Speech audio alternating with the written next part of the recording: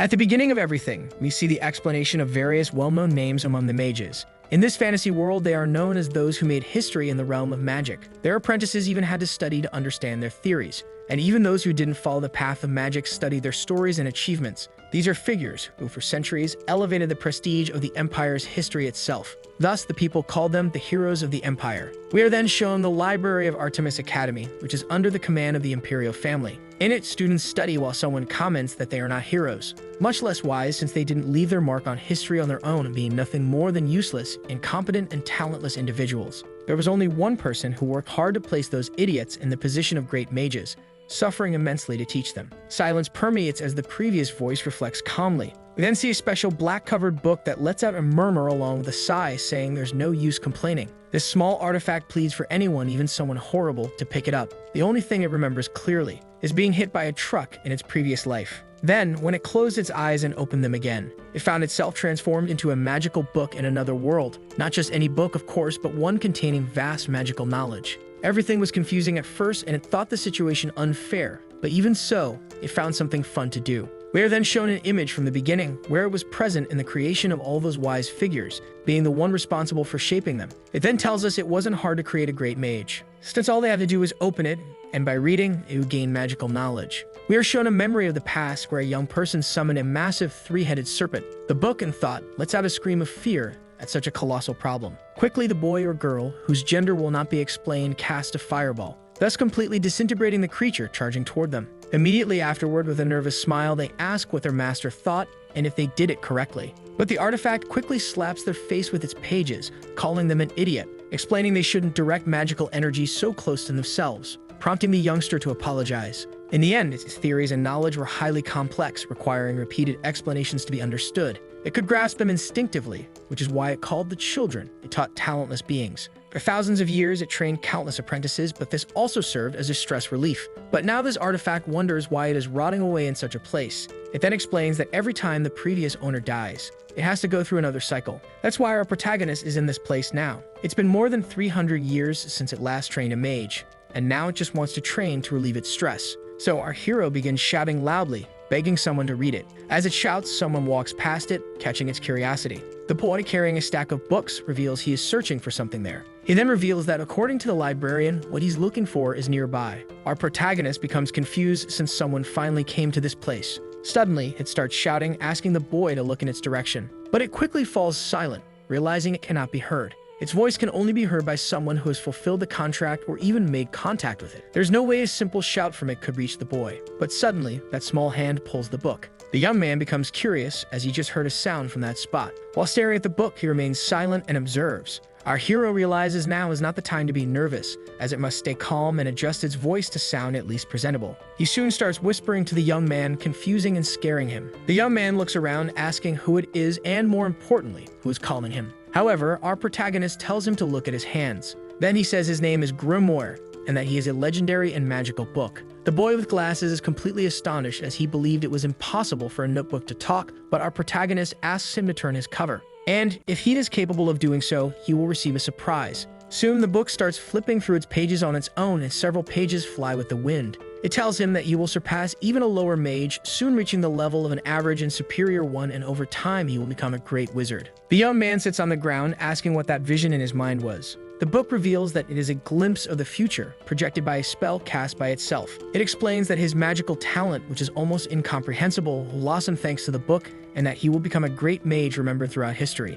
But our protagonist keeps in mind that all of this is a big lie he made up at that very moment. After all, he doesn't feel a shred of magical talent in the boy, and it's all just a ruse to convince him to read. However, in the end, it's not a lie that the book can transform him into a great mage, but the young man ends up saying he has other plans. He then reveals that he doesn't want to be a mage, contrary to what the book is thinking at the moment. Our hero is completely confused and even astonished by this. So he says with growing tension for the young man to reconsider, since he could make him the greatest mage of all. But with a funny expression, the young man reveals that he doesn't want that because his greatest dream is to become a true royal knight who will serve the kingdom and fight with a sword. Then our hero asks his name, and the young man reveals it is Belia. The book then shouts, stressed and impatient, saying it has been observing him and noticed that the young man has no talent with the sword, which the latter doesn't believe. Our protagonist suggests he become an arcane knight capable of using both magic and swordsmanship, thus excelling in duels by mastering both mystical arts. The boy looks up thoughtfully while reflecting on this,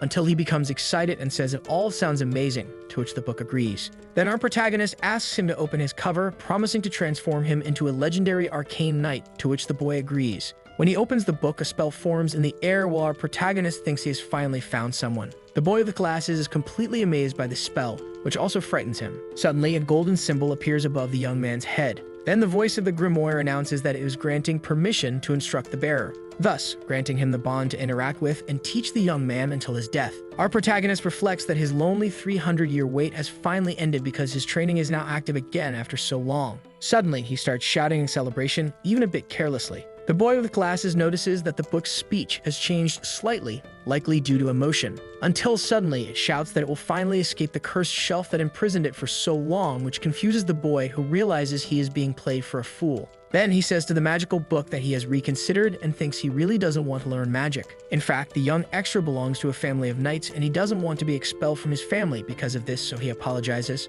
After that, our protagonist, the book, falls completely silent before saying that's nonsense. Irritated, he reveals that it doesn't matter if they expel him. After all, he will give him everything he wants, and he must not fear his father. He then explains that by learning magic, he will become 10 times stronger than his father and will even be able to kill him, to which the boy replies that he doesn't want to kill his father. The boy tries to explain calmly, while our protagonist thinks about the 300 long years. All of it wasted because of a foolish boy who won't listen to him. Soon, the nerd who wants to become a bodybuilder tries to suggest introducing another student to the artifact so it could form a new contract. However, the artifact declares that this is impossible, confusing the bespectacled young man. Irritated, our protagonist reveals that it can't happen because once the contract is made, it cannot be broken until the other party dies. The young man is stunned by this sudden statement from our protagonist, who then starts insulting the nerd, saying he should have never made the contract. Scared, the boy tries to apologize, but our protagonist just calls him an idiot and says that no matter how much he studies, he'll never become a knight. Embarrassed, the boy begins to apologize more earnestly, admitting he hadn't thought things through. Suddenly, his face fills with anger, and he shouts, telling the artifact to shut up, saying it has no right to insult him. After all, it practically forced him to make the contract, yet it dares to belittle a knight, leaving our protagonist speechless. With those final words, the young man places the artifact back on the shelf. He says it has been on the shelf for 300 years, so it can wait another 80 until he dies, at which point the contract will finally be broken. Our protagonist tries to shout that he can't do this to him, but the boy is determined and says he only needs to find a new holder after he's dead. After this, our hero even attempts to use the power of authority to force him to stay. He orders the boy to stop right where he is, claiming it's a command enforced by the power of authority, leaving the boy confused. Our protagonist realizes he's in trouble since his power isn't working, meaning he'll have to wait until that miserable boy dies. Immediately after, he shouts for him to die already. Then suddenly, the artifact moves from the shelf, yelling for that stupid creature to bury his head in the ground and die. As the boy walks away, our protagonist continues hurling insults with all his might, until suddenly the young man slips on a piece of paper lying nearby. He begins to fall, confusion and fear spreading across his face. He hits his head on the ground, dying prematurely as our protagonist watches. The artifact lets out a groan of complete bewilderment at how strangely this all unfolded. After some time, our protagonist reveals it took him half the day to locate the boy's body. The corpse was quickly removed and the library was closed off again, returning to its usual silence as it had been for centuries. We see the clock slowly ticking away the hours. Our protagonist sighs in boredom, frustrated that he thought he'd finally escaped this place. Of course, he's also saddened by the boy's death, since it means losing 300 years of waiting. But now it doesn't matter, as the holder's death signals a new chapter for the artifact. It wonders where it will be teleported this time, perhaps a luxurious palace library, or maybe a stinking slum sewer, perhaps even an old shelf in a street market. What matters is that it's better than the place where it's been trapped for so long. However, before it can continue pondering, footsteps echo from outside the library. The protagonist is puzzled as it doesn't make sense for anyone to come at this time. It wonders who could be there at such an odd hour and under such circumstances. The door emits a strange glow that appears to be mana from someone with talent. The sound heard isn't a key unlocking the lock, but rather someone forcing it open. It then wonders if it's a thief, but quickly realizes the use of a lockpick. This isn't just some petty criminal. The door opens, and we see the legs of the newcomer. But the protagonist is confused by what it sees, as the uniform being worn belongs to the academy. Realizing that the person breaking in is just a young student at this academy, it then wonders if this school is some kind of factory for lunatics. Still, it doesn't make sense for the student to invade this place at this hour for mere fun or entertainment. Soon, the woman walks past the shelves. She seems to be looking for something, and this becomes apparent to our protagonist as she is checking through all the books. Out of nowhere, he realizes this might be an opportunity. She wonders aloud where what she is looking for might be. Our young protagonist is surprised to realize that this person might be searching for him. Quickly, he reasons that he has to act fast since time is running out, and in 1 minute, the book will be teleported elsewhere. Then our protagonist shouts that he is right there in that spot. He says that she almost found him and begs her to look at him.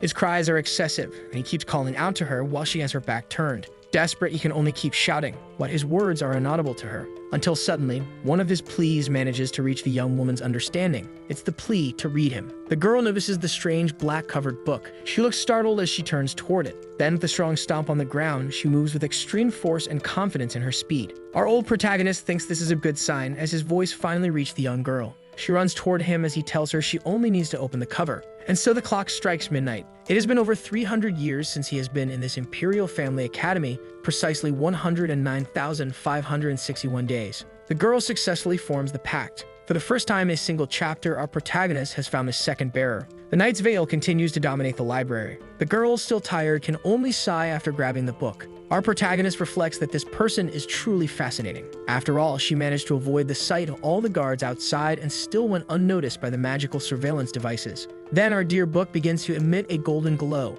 This catches the girl's attention, and she looks at it. In the blink of an eye, he projects a form to face the girl directly. Before anything else, he asks the name of the person before him. She responds that her name is Riley. Our protagonist is surprised and then asks for her surname, to which she replies that she doesn't have one and she doesn't belong to any specific family. Our protagonist says that's fine and decides to set aside some of his other questions, but he quickly asks the most important and only question he has. How did she know he was in the library, especially since she seemed to know he was about to disappear? He mentions that she even managed to hear his voice when his final seconds were ticking away. Our protagonist explains that his voice is like telepathy and can only be heard by the contract bearer. Only someone with high magical sensitivity, like a dragon or a spirit, can naturally hear him. Still, she is just a student at the academy and yet can perceive such a complex magical signal. However, the girl quickly says she doesn't know the reason for this and comically confuses our young protagonist. After all, she somehow managed to hear his voice, which only leaves him even more baffled. She was just wandering around and heard about what happened in the library, but then she heard the protagonist's voice. She shows intrigue about it, as it didn't seem like an ordinary voice. Our protagonist realizes this is sudden and absurd to think about. In his mind, he theorizes that this girl might have the same mana affinity as a dragon or a spirit. It's not entirely impossible after all. Among humans, there is a very rare chance of extraordinary talent and extreme potential being born. What if this girl had that kind of potential and talent? This could mean that among the apprentices he has trained, the greatest mage could emerge. Then he places his hand on her nose, saying that before anything else, he will introduce himself since they are in this kind of situation. The book, appearing as a child, introduces himself as Grimoire of Damato and declares that he will turn her into a great mage. Later, we see the girl lighting a candle. Our protagonist asks where she sleeps since there are 5 beds there and wonders where the other occupants are, to which the girl responds that they went home. Confused, our favorite book asks why she hadn't gone, to which she replies that she doesn't have a last name. The young man falls silent and reasons that even the commoners in this world have a last name, and if the girl doesn't, it can only mean one thing. He then asks her to explain a bit more, as he'll be the one teaching her and needs to know more about her.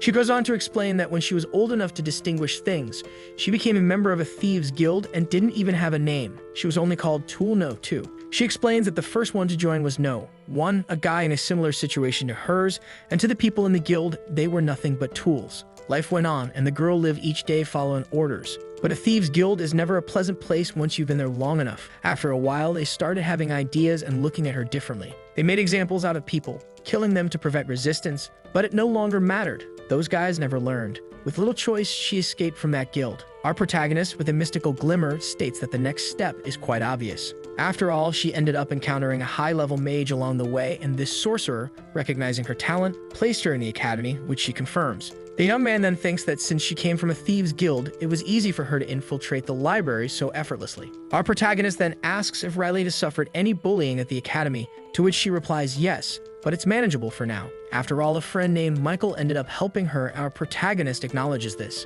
He then extends his hand, saying they should get along from now on since he'll train her to become a great sorceress. The girl with a slight smile says she's counting on him, but they are interrupted by a shout calling out for Riley. Our protagonist is initially confused, while Riley maintains her usual monotone expression. The voice yells that they had to sleep in a horrible place because of her, and the legendary little book asks what's happening, as there should be anyone else there. Realizing she's being intimidated, our protagonist questions it, to which she says everything she told him earlier was simply a lie. Suddenly, the doors burst open, revealing 3 furious girls and one who is completely terrified. The scene shifts to the following day with the sun rising over the academy. Our protagonist, bound in his book form, observes his friend lying on the ground, completely beaten up by those girls. Despite this, she claims she's fine, but our wise old sage remarks how difficult it must be to deal with these nobles, as she'd be expelled if she retaliated. The old artifact, marked by time, points out that attending the academy under such conditions will leave her with no time to learn anything. If even the boys are causing trouble, how can she possibly learn magic? This makes her realize the gravity of the situation.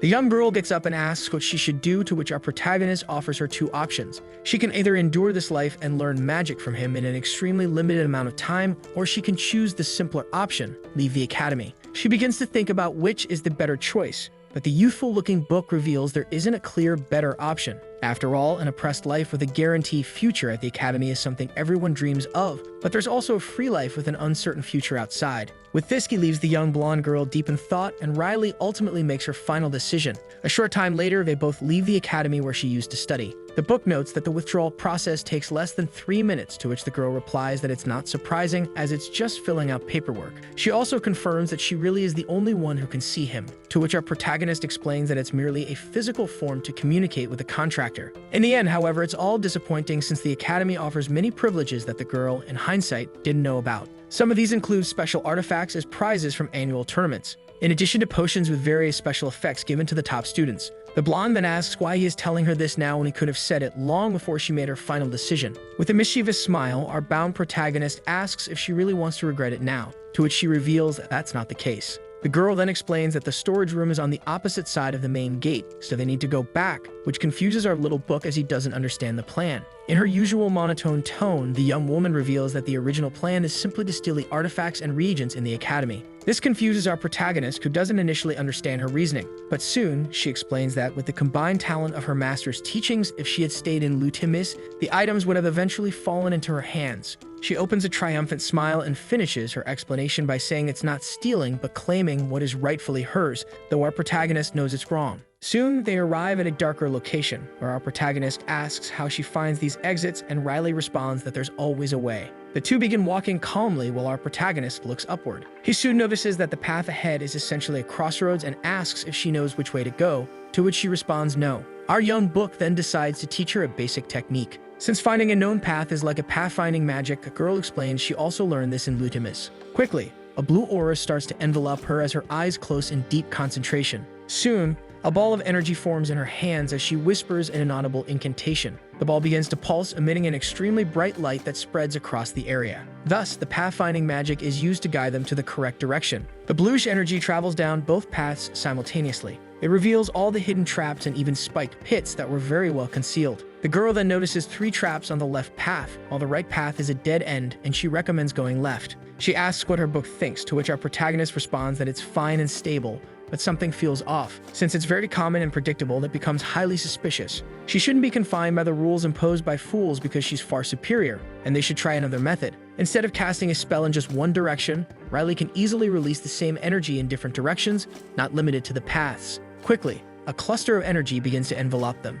Our book promptly explains for her to spread her magic without hesitation and into all 3 spatial dimensions. However, she must remember that this is only the beginning of a simple technique being performed with utmost care and focus. She must concentrate all her attention on every particle of magic that bounces back to her. This way, she can track each magic particle she releases and, more importantly, understand her surroundings as a singular vision. With her eyes closed, she begins to use her energy sense with much greater focus. Our protagonist instructs her to visualize it as her own sight, and above all as an expansive extension of herself. Quickly, with impressive talent, she confirms that she can see everything as a representation of a complex map. Soon, we see a moment in the future where they already left the academy that imprisoned our dear book for so long. Incredibly, inside a bag are all the items the protagonist mentioned earlier. Our youthful-looking book praises her, saying she did very well, surprising her at how successful she was. He then explains that for a first attempt, it was the best he's ever seen, and now it's time to bid farewell to this place they're in. He gazes at the horizon with a slightly pensive tone, as after 3 long centuries, he has finally escaped that horrible, boring place. He then turns his gaze to the side, facing his companion, and so he decides to clarify something between them. He concludes by saying that she is special in many ways, but even so, she risked everything to find him. And most importantly, she even reached the point of leaving the academy where she was doing very well. All of this just to learn magic from the legendary book, which prompts him to question her true objective. The scene quickly shifts to a sky filled with stars that are, in reality, embers rising from a forest. From the sky, glowing embers fall toward a house already engulfed in flames. Inside, people are begging for their lives while being slaughtered. The perpetrators are mages, casting fireballs that ignite those pleading for salvation. Among the victims, we see Riley being dragged by a younger boy. Looking around in concern, she sees the desolate scene. Suddenly, someone shouts at her to run faster, and she spots a man ahead of her. It's her beloved father, yelling for them to run as fast as they can without looking back. Returning to the present, our protagonist questions why she wants to learn magic. She seems somewhat surprised by the question. She quickly responds that she has certain goals that require strength, so she needs to become stronger. Our protagonist thinks that those who seek to learn magic often have revenge as a path in their lives. She immediately confirms that her goal is revenge. The young man wants to ask for more details, but knows it's not right. Talking about someone's tragic past is never pleasant, and this case is especially sensitive, especially when you've had a dark childhood like our dear protagonist Riley. Pausing to reflect, he considers that they've just met and are only beginning to get to know each other. But he's quickly interrupted by Riley, who asks if he's not going to say anything. Confused, he asks what she means, and she explains that he must have a reason. After all, everyone with self-respect has a purpose, and even a reincarnated book like him must have a reason for training mages like her. The boy reflects on the reasons he trains sorcerers. The reason he shares all of his knowledge without holding anything back, but the true reason seems to be something quite dark. He then asks if it really matters. With a somber look, the magical book admits he does it simply because it's his only source of entertainment in his imprisoned life. After all, when you think about it, there's nothing else fun to do, so he simply finds joy in training new mages, which Riley seemingly understands. Soon, we see a room where the two are currently meeting. Riley admits that she left the academy quite abruptly and questions what he plans to do next. The young book asks if she has any recommendations from her professor. He then asks her to show him, as it's something very important. Riley quickly retrieves the paper and begins to read it calmly. The letter states that she is recommended to go to the Irantes Magic Tower, and the book immediately notices something about the name. But he starts questioning where it's located. He expected a recommendation for one of the 5 great towers of the Empire, or at the very least, a well-established magic tower. But if he doesn't recognize it, it was likely founded in the 300 years he spent in the library. A magic tower is a place where mages can build connections, and the position of a great mage isn't something that can be achieved with skills alone. There's no better place than a magic tower to build political influence. However, in the end, he's never heard of such a peculiar name before. Suddenly, Riley calls the magical book's attention, leaving him confused. The girl explains, clearly puzzled, that the Irantes Magic Tower is actually one of the 5 great magic towers, confusing the book even more. Both are now looking at a table with the book open. Quickly, the young girl explains that to understand the magic tower, one must first know about Iron Irance, its founder. She then shows an image of an old man depicted in the book's pages. The youthful-looking book questions why there's a portrait of the man on his deathbed, but the girl quickly explains that this was his prime. This leaves the book puzzled as she further explains that the old man was at least 40 years old when the portrait was painted. When the book asks when he passed away, he's shocked to learn that Iron Irance is still alive, even though the portrait is over 300 years old. If our young protagonists have a guess, the old man might be some kind of half-elf, but Riley quickly reveals that he isn't and says it's rude to assume such a thing. Regardless, even though he reached the highest rank of mage, this man is considered a pinnacle for achieving a feat greater than all archmages. It's a fact the entire academic society is trying to grant him the title of Archmage, as it can be said that he single-handedly elevated the status of the Magic Tower. But our protagonist thinks it still doesn't make sense since 300 years have passed. It can be said that it's a long time because for him, trapped in the library felt like an eternity. However, it's not enough time to change the landscape of the Empire's magic towers, something he doesn't know how it could have happened. The immortality mortals dream of continues to exist without becoming one, and this phrase was said by this man's teacher, named Martha Farharich. This surprises our boy-like book, because Iron Irantes achieved the realm of immortality and became a high-level archmage, enduring for hundreds of years on top of that. He shares the same aspiration as his teacher, Martha Farharich. This new information leaves our young protagonist silent for a moment. Soon, some time passes, and we see them in another location. The port is illuminated by the faint light of the sunset. The light reflects off the water, creating an almost relaxing image. Quickly, Riley seems extremely impressed by the royal capital, and our little book is surprised that's her first time there. The girl, completely excited, immediately wants to explore, to which the protagonist suggests they do so. On the island, there is a rare specialty, unicorn skewers. The girl, holding several in her hands, remarks that it's a truly unique place for selling legendary meat, only to be corrected by the book, revealing it's just lamb meat. Our clueless blonde is shocked, genuinely believing it was meat from a mystical and rare creature, leaving our protagonist surprised by her navy. Irritated, she exclaims that she feels deceived and wants a refund, but our little book just tells her to eat everything. So Riley continues eating while heading toward a certain place. Suddenly, our protagonist stops and looks upward, seemingly staring at something, drawing Riley's attention. She turns her gaze to the point he's focused on. It is a set of statues of the 5 greatest mages to ever set foot in the Empire. She explains that she heard they were the greatest and most incredible geniuses with a tremendous passion for magic. Our boy then reveals that they weren't geniuses. They were a bunch of idiots. However, these people were the kind who overcame any difficulty that came their way, and that's what made them grow so much. He recalls her question about his objective and purpose in creating mages. He reveals that it's simply to transform the contractors into great mages. But beyond that, he has another personal motive, to take revenge on those who turned him into a piece of paper.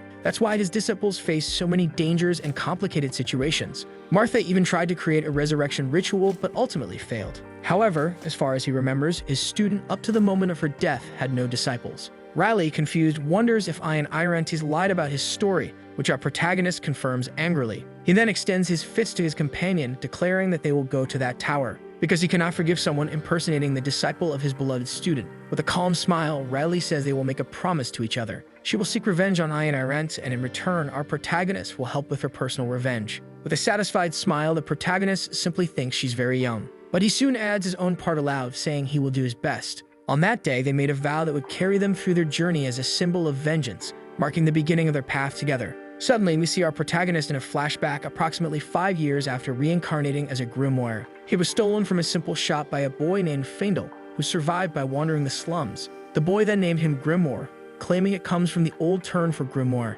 Our protagonist refuses to accept being called anything other than Grimoire, but the boy insists on calling him by that name. And with the majestic smile of a child having their first friend, she calls him by the name given to the protagonist. The boy thinks about how he was his first contractor, and yet it remains a special memory. For him, who was confused right after becoming a Grimoire, Findel in the end was his small light that brought happiness for a moment. In the end, he wanted to repay that favor. Findel then clasps his hands together, asking if he's doing it right since he doesn't feel anything. Our protagonist explains that the young man needs to wait a bit, that he'll feel a slight tingling sensation, and should slowly guide the energy to his mana core. The boy says it's working, but mentions it hurts a little, to which our protagonist reassures him that it's normal, and you should just keep going. Findel says it's getting hot and increasingly unbearable to manage. With an arrogant tone, our protagonist tells him to stop complaining, as he must endure everything to gain magical knowledge and must continue. But in the blink of an eye, the energy begins to spiral out of control, and the boy shouts that it's too hot to bear, but he can't stop. With a yell, our protagonist asks why he's rushing so much,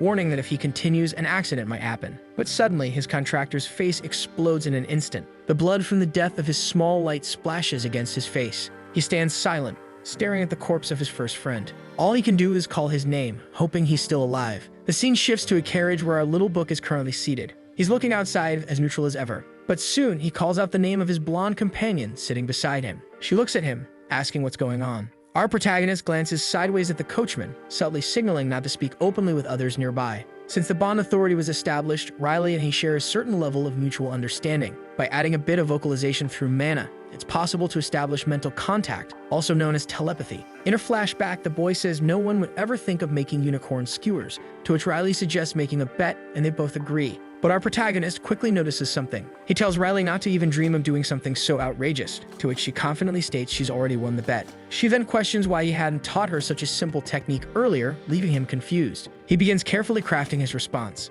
He thinks to himself that, to be honest, he found it a bit cute when Riley whispered around others. But he knows that if he says something like that, she'll get angry, so it's better to stay silent. He's startled when Riley, in a threatening tone, quickly says she knows all the little book's feelings. Changing the subject, he mentions that the Irantes Tower likely has a selection event, but they don't want promising candidates like her. Instead, they seek fully trained and verified mages, leaving the girl quiet for a moment, clearly reflecting on his words. The selection test is a place of strict merit. For Riley to be accepted into the Irantes Magic Tower, she must give it her all and stand out against other skilled mages. As he explains, ordinary mages typically spend their entire lives preparing for this test, which is why it's known as the Graveyard of Prodigies. Even so, they'll attempt the test this year, which confuses our protagonist. After all, reaching the level of an intermediate mage or higher in just 6 months seems impossible. But the little book confidently declares that it's entirely possible. With his help, she'll pass the test in less than 6 months. With a broad smile, he assures her that everything is already prepared. Soon, the carriage halts at what appears to be an abandoned cemetery. The coachman is confused and even frightened, noting that the place is heavily enchanted, and asks if this is truly the right spot. Our protagonist confirms that this is indeed the place and tells him to leave them there. Once the older man departs, the two remain alone. Our protagonist states that this will be their training ground for the next 6 months. Furthermore, it is a place where his former disciple resides, but the girl says it must be impossible since she can't believe anyone would still be alive after 300 years. A bit confidently, our boy states that he's neither alive nor dead. This only confuses the blonde further, leaving her unsure what to ask next. However, our protagonist quickly reveals that one of his disciples in particular became a lich. This same disciple, surrounded by a dark aura, senses the presence of his former master alongside a younger girl. Only a great mage can transform into a lich, and when he was alive, this disciple was indeed a great mage. The young girl then asks where the lich is right now, as all she sees are trees, to which our boy replies that she'll have to find out herself as it's a kind of test. Even more confused, Riley questions what kind of test he's talking about, as something like this in such a place doesn't seem right. Our boy sighs, saying that those who can't find him aren't worthy of learning magic, leaving Riley thinking all of this seems even stranger. With a blue aura emanating from her body, she gets ready. Grimoire asks if the blonde knows how to find him, to which she confidently replies that she does. Our protagonist reflects that finding the lich's hiding place in this forest is the first stage of the most efficient training he knows. She begins casting her magic in various directions, only for it to be deflected by another spell. Even so, her mana keeps advancing, but is blocked by several enchantment circles. The girl remarks that there are many deception spells, acknowledging that the former student of the book is truly impressive. Our boy just smiles confidently, seemingly proud. Barrier spells, illusions, and magical distortions. These are all obstacles Riley must overcome. The lich then whispers that the golden-eyed girl seems quite confident. However, even an advanced mage took half a year to find his hideout, so it will be impossible for her, an apprentice. But the girl simply flashes a triumphant smile, knowing she'll succeed. Our boy is confident too, as he isn't surprised she's so proud. Riley's mana affinity is at the level of a true prodigy of the highest caliber. Now our dear blonde is face to face with the tall monster that is the lich, declaring that she's found him. Desperate, he asks how it was possible so quickly, starting to cough and telling himself to calm down. He admits he was just trying to seem cool after so long, but his voice failed due to the surprise, confusing the young girl. The two wait calmly as the skeleton takes his time to stabilize himself. Quickly approaching our protagonist, he asks how the girl found him so fast, considering the previous record holder took over 4 months. But Riley broke through the barrier in less than 10 minutes by tracing the magic that interfered with location in reverse. This is a method only possible with insanely high mana proficiency, prompting the lich to question if the blonde really managed to track him so efficiently. With a comical tone, the girl affirms she did, forcing the skeleton to call her a monster. Soon, they all conclude their previous conversation and enter the hideout, while our book observes the mystical creature. Even Cerberus resides in this sinister place, and our protagonist remarks that his former student's strange habits haven't changed. The book questions whether this place can even be called a hideout, to which the dark mage responds that his room is just ahead. Shortly after, they sit at a table, and the skeleton picks up a cup of tea. The girl seems uncomfortable with this, catching the attention of our dear book. He quickly orders his former student to conceal his aura since it's unsettling his companion. In a sweet tone, the skeleton apologizes, saying he hasn't seen anyone in a long time and isn't well adjusted. Our protagonist reflects that his disciple betrayed the laws of the celestial realm and ended up cursed by the gods. As a necromancer, he inevitably carries an aura of dark magic. Thus, he became a creature that defies death, known as a lich. Our protagonist asks if she understands why he created a new disciple instead of sticking with an undead, to which the girl quickly nods. After all, a lich's foundation is dark magic, which is forbidden in the Empire. Its practitioners are devotees of evil gods, necromancers, and even dark mages. Even the thieves' guilds that procure illegal materials for such practices become enemies of the Empire. The main point is that there is a specialized organization called the Inquisition tasked with punishing those associated with evil. Our protagonist asks how his colleague is doing, and the lich replies that nothing has happened since he became a lich,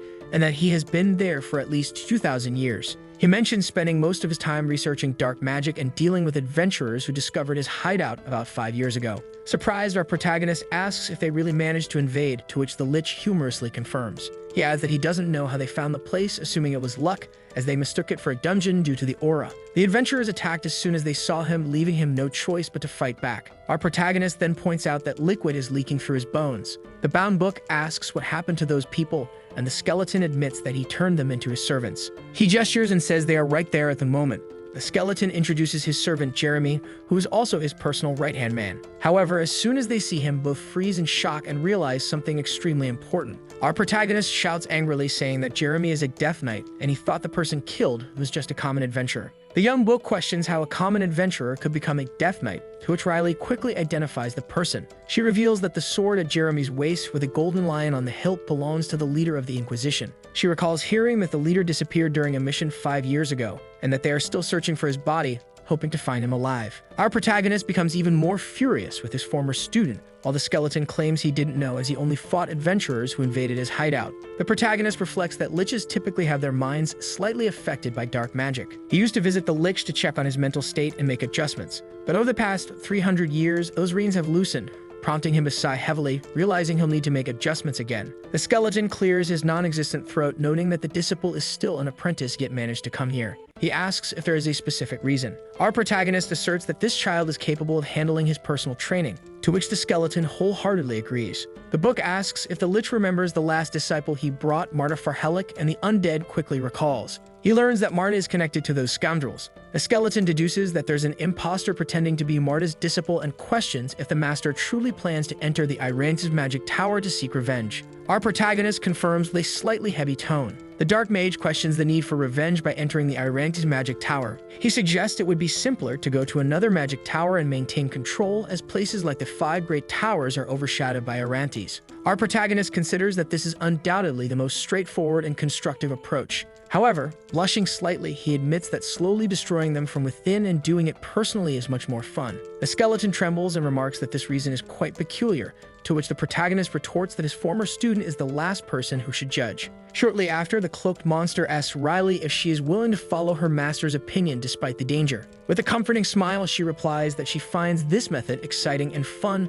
prompting the lich to remark that she's a weirdo too. Time skips forward slightly, showing Riley marveling in a particular location. The skeleton explains that the flow of magic there is unusual and that he spent a long time creating this space with his master. The young book reflects that 6 months until the selection exam is a very short time for an apprentice to advance to an advanced mage. Even a genius like Riley will face extreme difficulty with this. But if they have 4 times that amount of time, they can accomplish it within 2 years. Riley acknowledges that this space is truly incredible, as time seems to flow differently. Both the master and former student affirm that creating this place was quite the challenge. Now the young girl has 2 distinct advantages over other mages. The first is her exceptional physical abilities from her past as a thief, and the second is her supernatural and superior affinity with mana. From now on, they will focus solely on these 2 and concentrate on one type of magic. Revealing the plan, it is for her to learn Dispel magic, which the girl quickly recognizes. It is then explained that Dispel magic is a type of counterspell that undoes other spells. This means she can make even fireballs in the sky vanish all at once, like a magic trick. Then our tattoo boy asks if the blonde knows why she is being trained in this, to which she responds affirmatively. She explains that the book wants her to use the spell to prevent opponents from using magic during the selection exam. Afterward, she should take advantage of her physical skills for hand-to-hand combat, to which the young boy confirms that's exactly the plan. The book simply states that she must ensure her opponents cannot use magic, no matter the method, which the skeleton deems dishonest. However, the bound boy reveals that this is the only way to handle mages during the exam, leaving the training in the hands of the lich. The girl, confused, asks to wait a moment as she didn't fully understand the last part. But the skeleton is already emanating his magic, which Riley tries to stop. She says she doesn't know how to use Dispel magic, revealing that it's generally taught in the 3rd year, which she hasn't even started yet. Quickly, the skeleton casts a spell, saying that's even better. He then reveals that someone can improve quickly after just a few attempts, confusing the blonde even more. After a while, our protagonist reflects silently. Alongside him, his former student observes in permeating silence. The boy then reveals that skills typically improve when one gets hit more often, questioning why the young girl doesn't want to be hit. He wonders why she isn't progressing, and the lich steps in to explain.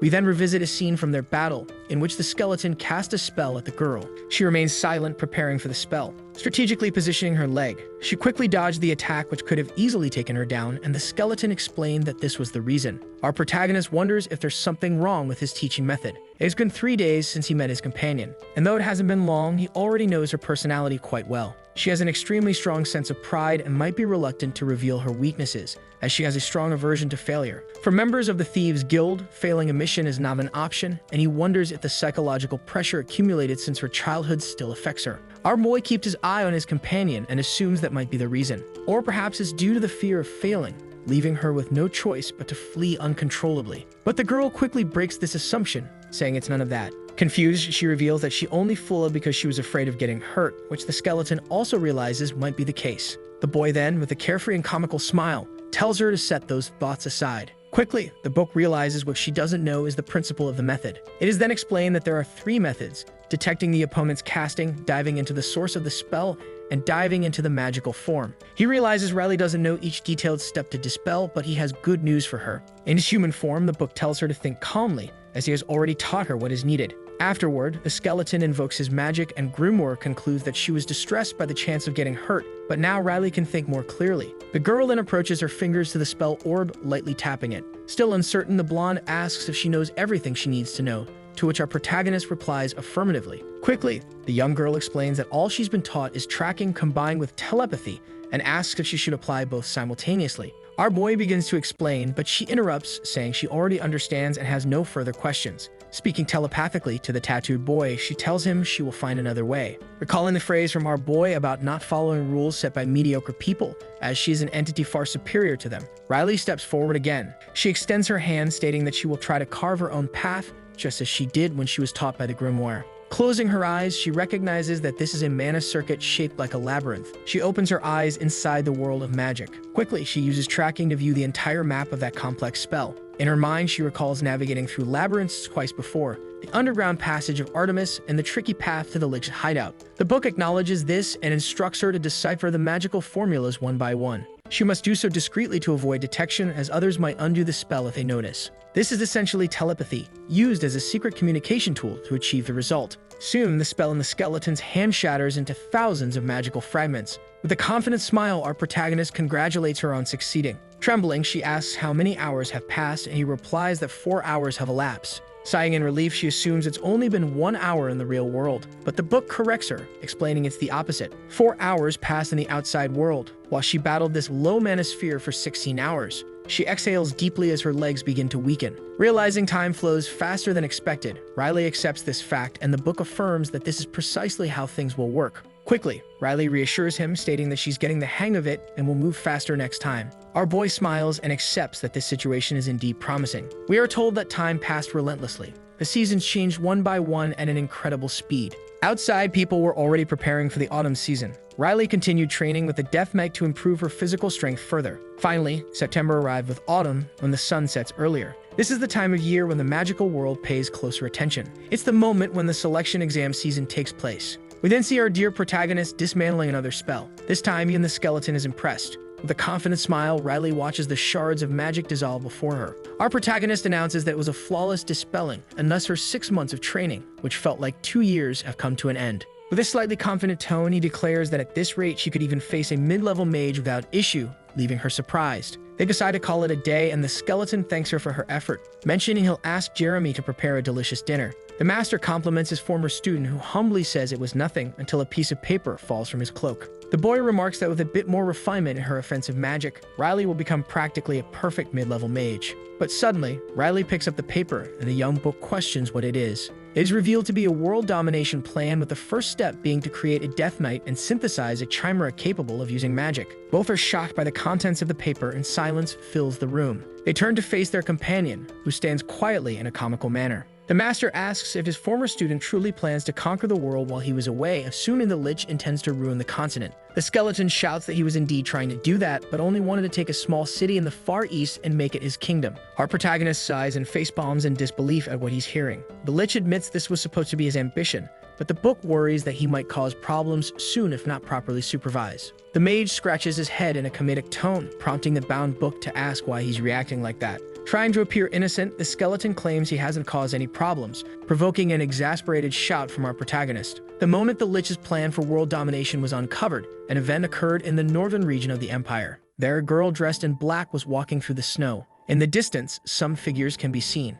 This reveals that a second conspiracy is unfolding at the same time. The location is a road leading to the city of mages known as Wilhelm. The henchmen gather in a spot, hiding their faces. One of them informs his boss that it's that person. After all, the attire alone reveals that this is someone very wealthy at first glance. With a slight grin, the man remarks that her gait is pathetic and shows no sign of caution, leaving her defenseless. He then draws a bow, and his companions unsheath weapons, remarking that she should be more careful when walking alone. They quickly fire an arrow, shouting for her to die with this attack. And it appears to work, as the arrow strikes her directly in the back. She falls to the ground, her crimson blood staining the white snow. The henchmen praise their boss, saying it was a perfect shot. As they loot the body, they discover several jewels and wonder how valuable they must be, noting that such treasures aren't found in most dungeons. The leader considers it an incredible stroke of luck until one of his companions calls him over. Annoyed, he starts to complain but is interrupted when a man visibly scared urges him to take a look. To everyone's shock, the girl that just killed is now standing in front of them, her gaze as dangerous as one could imagine. The hooded man, filled with doubt,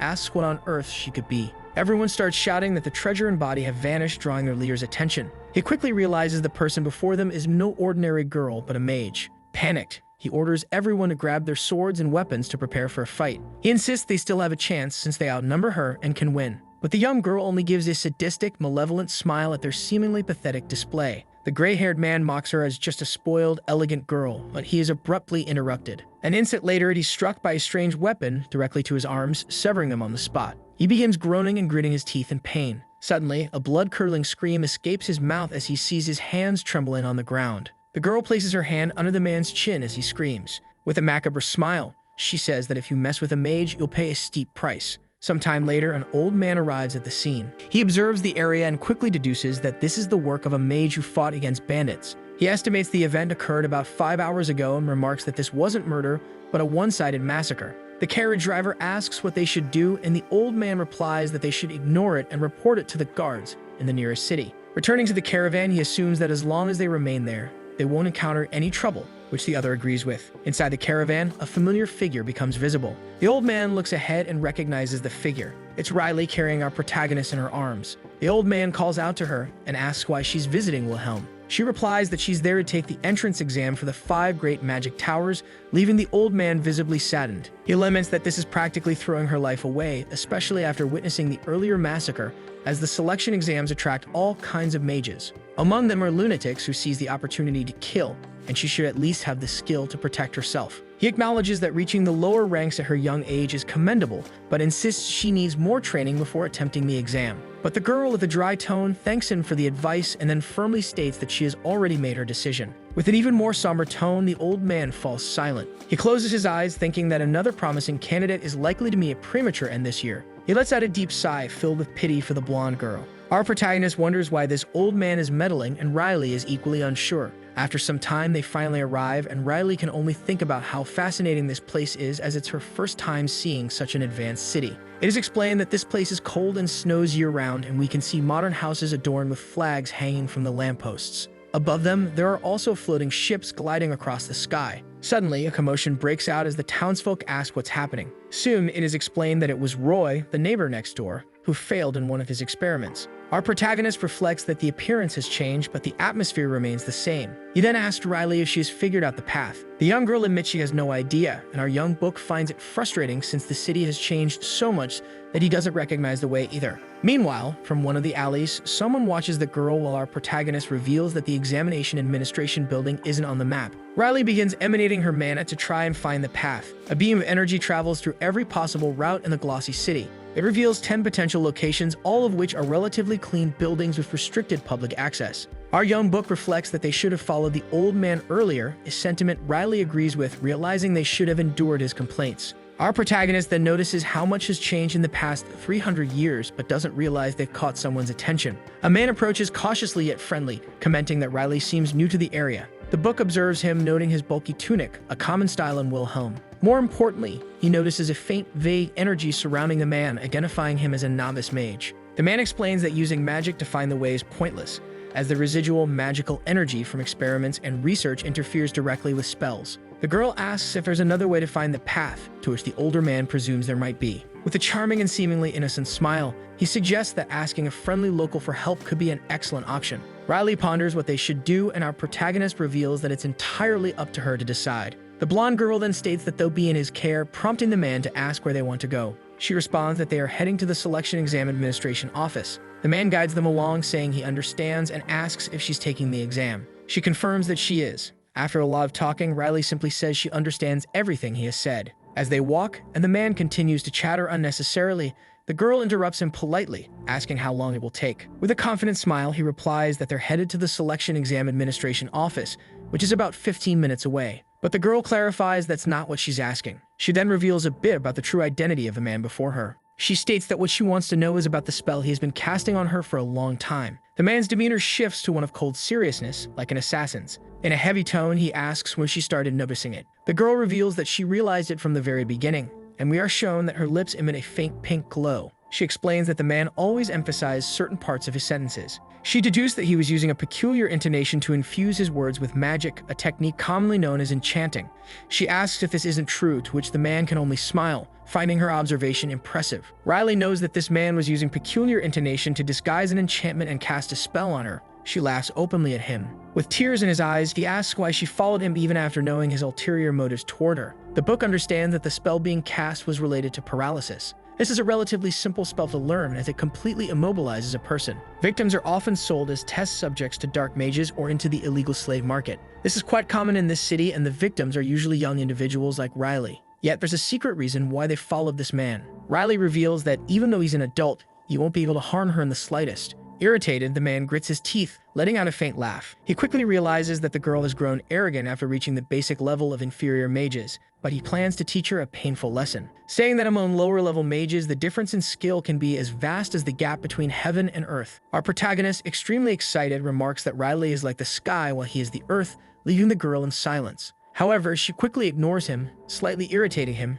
and asks how many targets he has faced so far. He responds with a total of 13. With a slightly proud tone, he claims that all of them fall victim to his laughter and, above all, his divine face, supposing himself to be quite attractive. The two remain silent as the man in front of them reveals that some people say he has a face that could easily make any woman cry. Our protagonist, still extending his middle fingers, hears really agree, saying the man is indeed right, since they must be lamenting every night over having seen him. In that sense, the man must be quite skilled at making women cry, which completely infuriates him. The man begins emanating flames while hurling insults at our young protagonist, calling her a wench. Soon, a scorching fireball appears in his hand. It transforms into a spear with an incandescent, radiant tip. This is an attribute awakening spell, specifically fire, which he controls. Our protagonist thinks that even though this person is a lower-level novice, his control is impressive. The man then uses the spear to charge at the girl. Our deer-bound protagonist sees this as a perfect opportunity for practical experience. The older man hurls his attack at the young girl. She observes the spell with enviable calm, maintaining her usual composure. Her aura envelops the flames approaching her. She activates accelerated thought, allowing her to focus better. It is revealed that during her training with the lich, she developed a particular ability, a dynamic vision far superior to that of a human, and when someone like Riley channels magic into their brain, their thought speed increases exponentially. We see the spear just centimeters from her eye. But suddenly, several enchantment circles appear around the fatal attack. She is already decoding the complete code of the complex spell. Quickly, she raises her hand, emanating a bluish aura with purple tones, completely dissipating the spear heading toward her. The man is utterly astonished, as he has never seen such skill from someone so young. The man becomes frightened after Riley completely dissipates her power in his direction. He asks what kind of trick that was, and the girl pretends not to understand. As she prepares to cast another spell, the young woman questions whether this isn't the difference between heaven and earth mentioned earlier. Grimoire observes and concludes that his friend's attack is unique as it has no rotation or tricks, being simply a mass of magical energy. Quickly, Riley fires her great blue power toward the man. The man is completely shocked and sweating profusely, especially because the girl is unimaginably fast. The ball of blue power directly hits the girl's opponent. True Magic Missile is the name of this spell. Hit directly, the man is severely injured. Riley states that thanks to her opponent, she learned a valuable lesson. She explains that being skilled with magic doesn't always solve everything, and that, in combat, results can vary depending on characteristics and talents. The girl and her friend observe the opponent lying on the ground and realize he is dead. Grimoire is in complete shock at the scene. He asks his friend if she just killed the man and clarifies that he's not saying it to make a big deal out of it. The young man concludes that he also helped kill the opponent. Desperate, the boy kneels and begs for the man to resurrect, while his friend simply watches beside him. He states that the duo went to the place only to gain practical experience, and that it's not fair for someone to die because of it. Despite the desperate pleas, the man did not resurrect. Days pass, and one morning dawns with snow falling. Riley and Grimoire stand in front of a building presented as the administration office. It is explained that the girl used the pathfinding ability to check the 10 presumed locations of the office. Even so, no one knew where the administration office was, even though the girl asked everyone. However, after checking all the buildings, the young woman was finally able to find what she was looking for. Grimoire notices a sign indicating the building and asks how his friend had noticed it, believing someone is intentionally hiding the location. The boy asks if his friend remembers the locations of all the buildings visited. Riley says yes, and that she marked them all on the map. Looking at the pattern formed by all the marked buildings, the girl realizes it formed an inverted pentagram and a magic circle. Grimoire calls the people of the administration office bastards. The young man explains that they use the entire city of Wilhelm as a magic circle and place special buildings in each location. The explanation reveals they use concealment, magical barriers, invisibility, and illusion to confuse anyone going to the place. The boy wonders why they would do that while his friend studies the map. They decide to enter the building to uncover the reasons behind it. Upon entering the building, the duo comes across a red-haired woman sitting at a desk. She quickly notices their presence and turns her chair in their direction. The woman congratulates the young ones for passing the first phase of the selection exam. It is explained that the symbol on the girl's hand, shaped like a snowflake, proves she is a candidate for the selection exam. Riley looks confused at her hand as the red-haired woman explains that using this symbol will allow them to use Wilhelm's facilities. As they prepare to leave, the girl says she and her friend passed the first test by chance, and he replies that the task was tedious but not difficult. The girl possesses great pathfinding skills, which is why the test of going to the 10 buildings was completed quickly. It is explained that the buildings were not on the map, which made the task harder. Additionally, there were 10 presumed locations for administrative offices. All these aspects were part of a single exam. The red-haired woman mentioned that the administration office only appears after finding all the other 9 points. Grimoire concludes that one would need to overcome various obstacles, track all the locations, and only then find the final office. The boy also thinks this search must be hell for other mages, except for Riley, who has ease in finding places. Before leaving the room, the administration woman calls the girl again. She warns the girl to avoid any kind of conflict with other examinees before the next exam. Confused, the protagonist doesn't understand what the woman meant. The young woman questions what that was about, and her friend says it's nothing. He explains that sometimes there are some idiots who pick fights to evaluate the level of other examinees before the exam. Riley understands that she has nothing to do with it, and her friend says that some people might ignore the warning and try to provoke a fight. Suddenly, the young woman stops and becomes very tense. She talks about the grimoire, and Diamedo agrees. The protagonist begins to feel a strong, murderous intent. With a strange sensation, the young woman realizes it is a familiar mana she felt when passing by the corpses along the carriage path. The boy states that the one emitting this intent again is the person responsible for the corpses. He suggests tracking the murderous intent, and the girl focuses. Riley uses the pathfinding application, and a blue vision appears. The girl abandons the vision and tries to see the world solely through mana. She sees various people with mana surrounding them. Amidst the crowd, she notices someone standing out, wearing a red shirt. The protagonist realizes that person is responsible for the murderous intent. Even so, the person in the red shirt is also observing Riley. She questions what she should do, and a friend asks if she feels capable of defeating the opponent. Diamedo asks the young woman to remain in a defensive posture as much as possible. Something catches the girl's attention, and she notices red rays approaching. The young woman hesitates whether to dissipate or duck to dodge. She realizes the spell cast is too fast, and before she can counter or dodge, her brain will be pierced. In this case, she decides to cast a double spell, which means sacrificing some flesh to save the bone. Riley decides to raise a barrier on the side from where the attack is coming, seeking to break it quickly and dodge through an opening. Meanwhile, the girl prepares a magic missile to counterattack. Even though she thinks very quickly, when the young woman notices the opponent's spell is already too close to her, leaving no room to escape. At this point, the person in the red shirt comes even closer. Desperate, the girl realizes she cannot stop the opponent's spell. Even so, she launches her magic missile and quickly manages to block the red laser coming her way. A bloodstain appears on the ground. The grimoire falls and is also completely covered in blood. The person in the red shirt smiles. Riley looks at her hand and is confused about what is happening. She remains still in the crowd, questioning what just happened. The young woman coughs and still hasn't understood the recent events.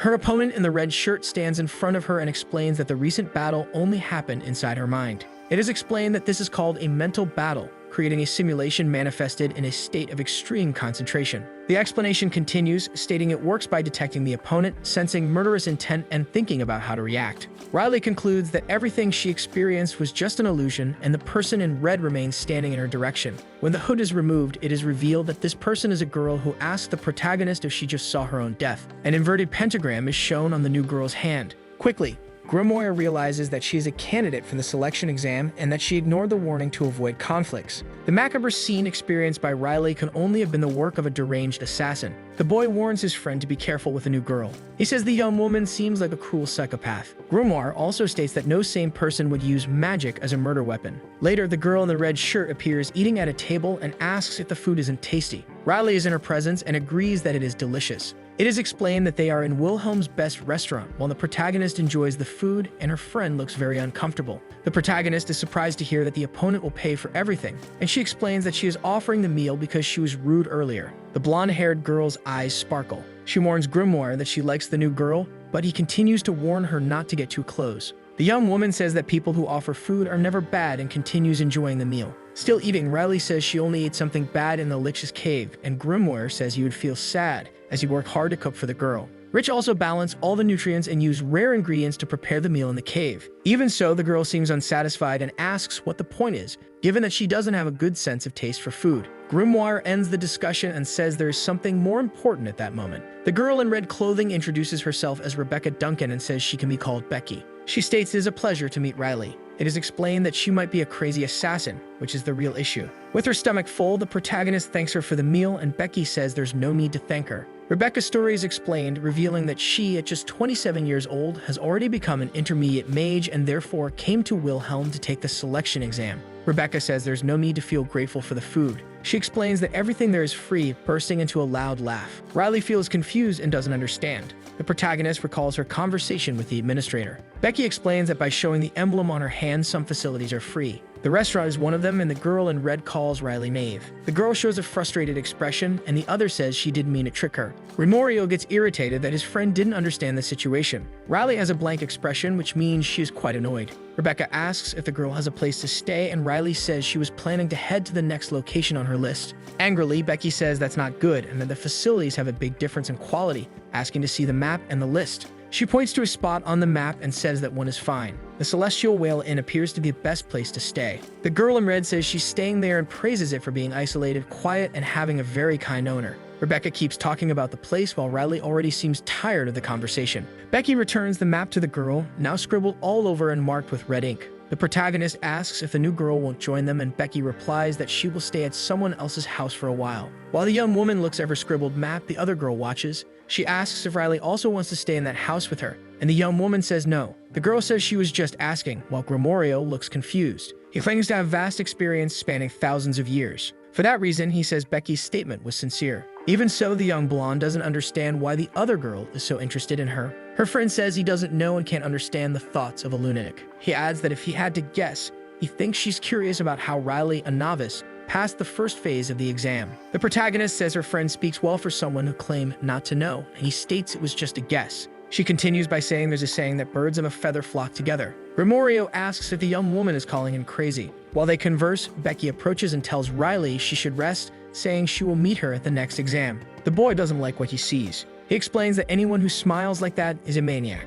Rebecca had shown a murderous intent at their first meeting and brutally killed bandits. The boy asks Riley to say something to the girl before parting. The protagonist bids farewell to the girl in red clothing. Becky says that next time she hopes they can fight face to face. Unintimidated, Riley replies not to use illusion magic to scare her. Confused, the girl in red asks what illusion magic would be. The story explains the virtual battle that took place during their first meeting. Riley faced death in that fight but managed to return to the real world. Becky said the phenomenon that occurred was a mental battle. However, this is a real concept, not a phenomenon. The protagonist questions whether everything she experienced during their first meeting was an illusion spell cast by her opponent. Rebecca is stunned by the young woman's intelligence and says only a high-level mage would have noticed. Grimoire says that since ancient times, there has been only one way to detect illusion magic, watching as Riley calls Becky an incompetent mage. She continues, saying that if it had been a battle within her mental space, she would have survived, but since that was impossible, it could only have been an illusion. The girl in red becomes enraged. It is explained that all mages possess a strong sense of pride and wouldn't stay silent when called incompetent. Becky, still enraged, asks what her opponent just said. She asks again whether Riley would have won under normal circumstances, and the girl calmly responds that she would. Trying to maintain her composure, Rebecca is left speechless as she thinks about what to say. Suddenly, the mage bursts into loud laughter, mocking the fact that the protagonist said she would win. The one who calls the girl a child and states that she is a mage who has almost reached the advanced level. She adds that this is a lot compared to a novice who has barely reached apprentice level, affirming there is an abyssal difference between them. Becky asserts that the amount of magical power, control precision, mana core strength, and even casting speed are all vastly different between them. Grimoire chimes in, stating that such a difference cannot be easily overcome, regardless of skill, and that this is an established fact. The young man is about to conclude but is interrupted by Riley, who says that someone told her the same thing earlier, yet now that person lies in a Wilhelm alleyway. She steps closer to Rebecca and says she killed someone with a hole in her chest. The woman in the red outfit stares at the girl as it is explained that the protagonist knows how to fight and defeat stronger opponents. It recalls the duel with the lich, also the battle against the female chimera in the hideout, and finally the fight with the man in the alley. Becky continues laughing at the situation and says she would love to attack Riley right now, and the girl says she is ready for anything.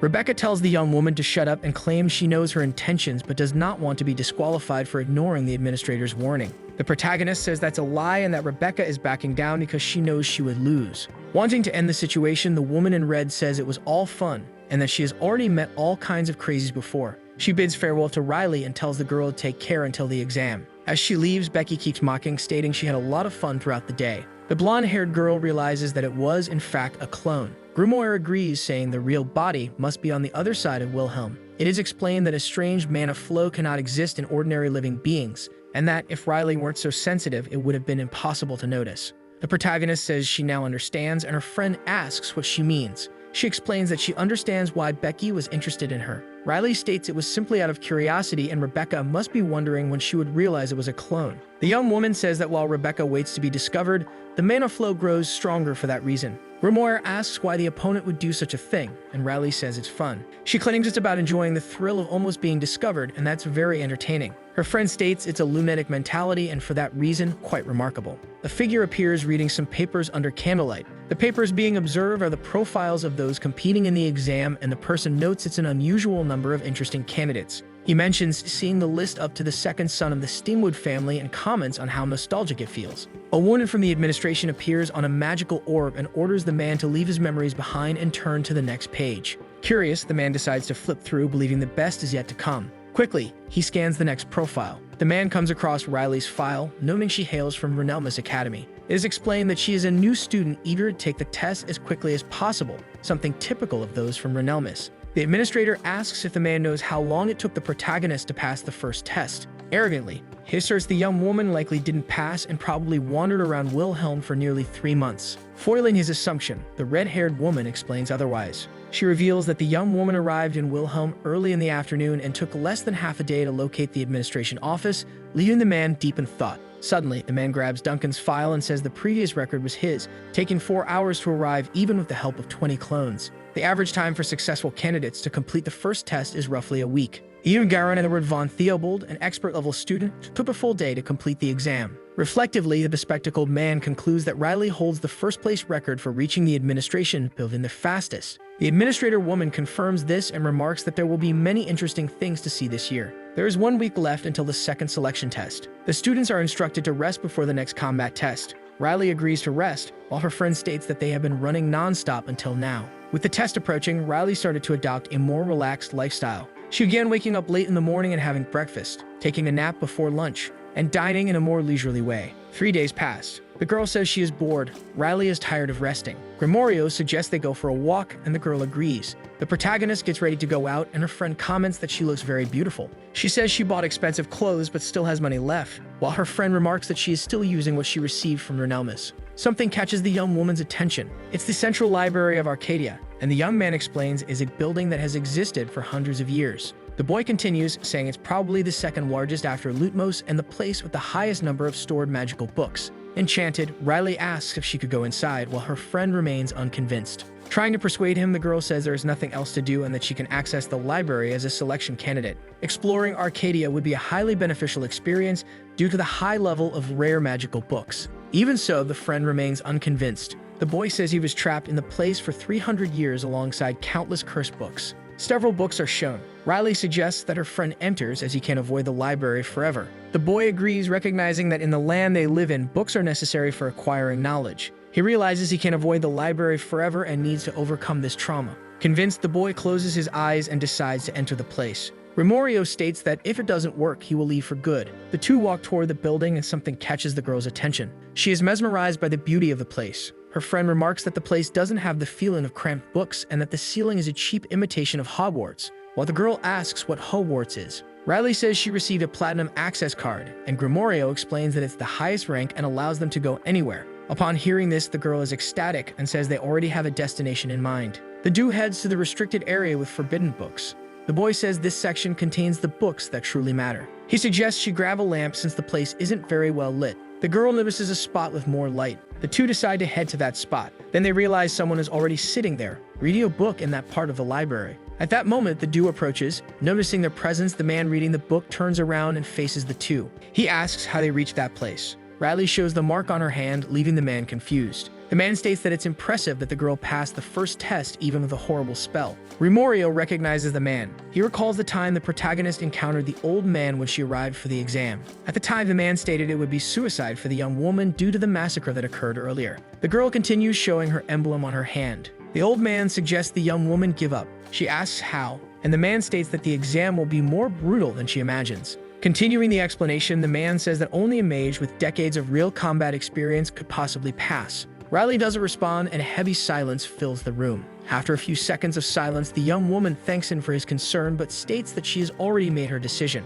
The old man says she is reckless and imprudent, while the protagonist claims she is courageous. Still in the conversation, the man says it's not courage but irresponsibility on Riley's part. Determined, the girl asks for permission to show her powers to the old man personally. She casts a few spells for the old man, who declares there will be a duel. An old man with a white beard states that if the girl wants to take the test, she needs something. He reveals that she must duel him. The girl with yellow eyes wonders why, and the old man explains that it won't be a normal duel. In this duel, the man won't attack, which confuses the girl. There will be 3 opportunities for her to attack the old man. If the man takes even a single step during the test time, then the young woman will win. Thus, he declares that he won't interfere with the young one anymore, and that if she can land a valid strike, she will surely survive. The protagonist's brown-haired friend thinks that the white-bearded man is not entirely wrong. He looks at the old man seriously. There are fewer than 50 people like him on the continent. He is a high-level expert mage. Among the test participants, he is clearly the strongest, and if the protagonist can land a valid hit, it will prove her abilities. The yellow-eyed girl wants to know what happens if the protagonist cannot land a valid hit, and the mage explains that, in that case, he won't conduct the test. This leaves the young woman confused, and the old man says that, in such a case, he will have to attack her, for real.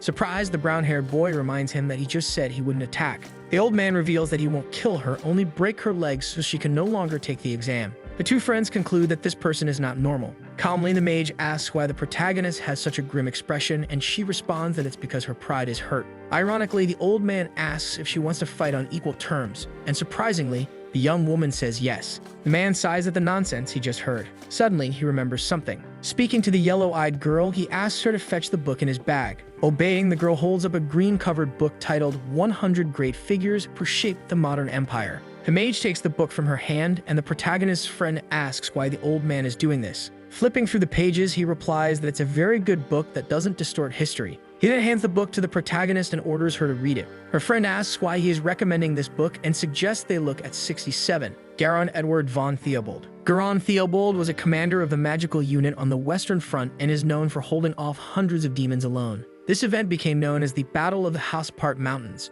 and the Emperor praised Garon Edward, placing his name in the Hall of Fame. The 2 friends look at the pages of the book with confused expressions. Not all high-level mages possess the same abilities. Some mages lock themselves in a room to train and ascend levels more quickly. Meanwhile, others raise their skill levels by fighting in bloody battlefields. Among these high-level mages, there are those referred to as giants like Garon Theobald, the white-bearded old man. Suddenly, the 2 find the mage's picture in the history book before them. They look at the old man with mocking expressions, saying nothing. Garon asks if he exaggerated, and the brown-haired boy confirms it. The protagonist wants to increase her attack chances from 3 to 5, and the mage asks if she has no shame, but she was only joking. Then the young woman also notices that the place they are in is not very suitable for a duel, as it has many obstacles. With a snap of his fingers, the old man assures her she doesn't need to worry about that. Suddenly, his magic emanating from his hand begins to manifest in the area. A small explosion of blue power appears in their midst, pushing all objects far away. Now there is a clear circle with no obstacles, and Garon asks if this space is sufficient.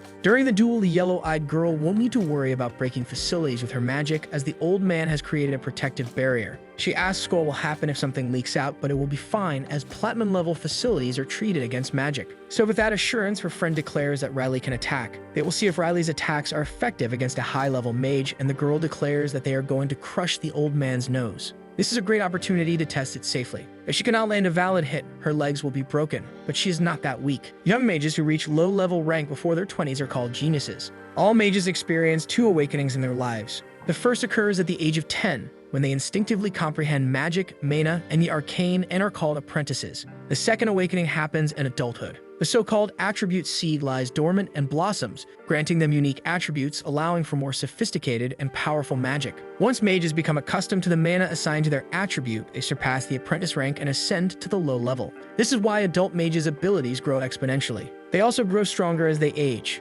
However, on the other hand, before their second awakening, those mages who surpass the apprentice rank before becoming adults. Those, for this very reason, are called monsters, like Riley. Excited, Garan wants to see the future of this girl standing before him. That's precisely why she shouldn't take the selection test. If she does, the magical world will lose another promising talent. The old man explains that in this duel, the young woman has a total of 3 attacks, and if he moves during that time, Riley will win. His plan is to show an overwhelming difference and make her afraid so she'll give up on the test. It's a cruel method, the only way to save this young mage. The white-bearded man announces they should start now, and the girl nods. Raising her hand, she easily creates a blue sphere of power. It grows and evolves. Using a magical thrust, the magic missile is launched at the Elder, who, in turn, doesn't move. He notes that this attack was executed with great speed. That alone is a positive aspect, but the strike isn't imbued with much mana or mixed with techniques like rotation or trajectory deviation. To defend himself, the mage creates a mana shield and immediately blocks the missile. This is an honest attack that doesn't require attribute defense, and the old man already expected something like this. He thinks that if he had let her take the test in this state, she wouldn't have lasted long, but suddenly he feels something in his body.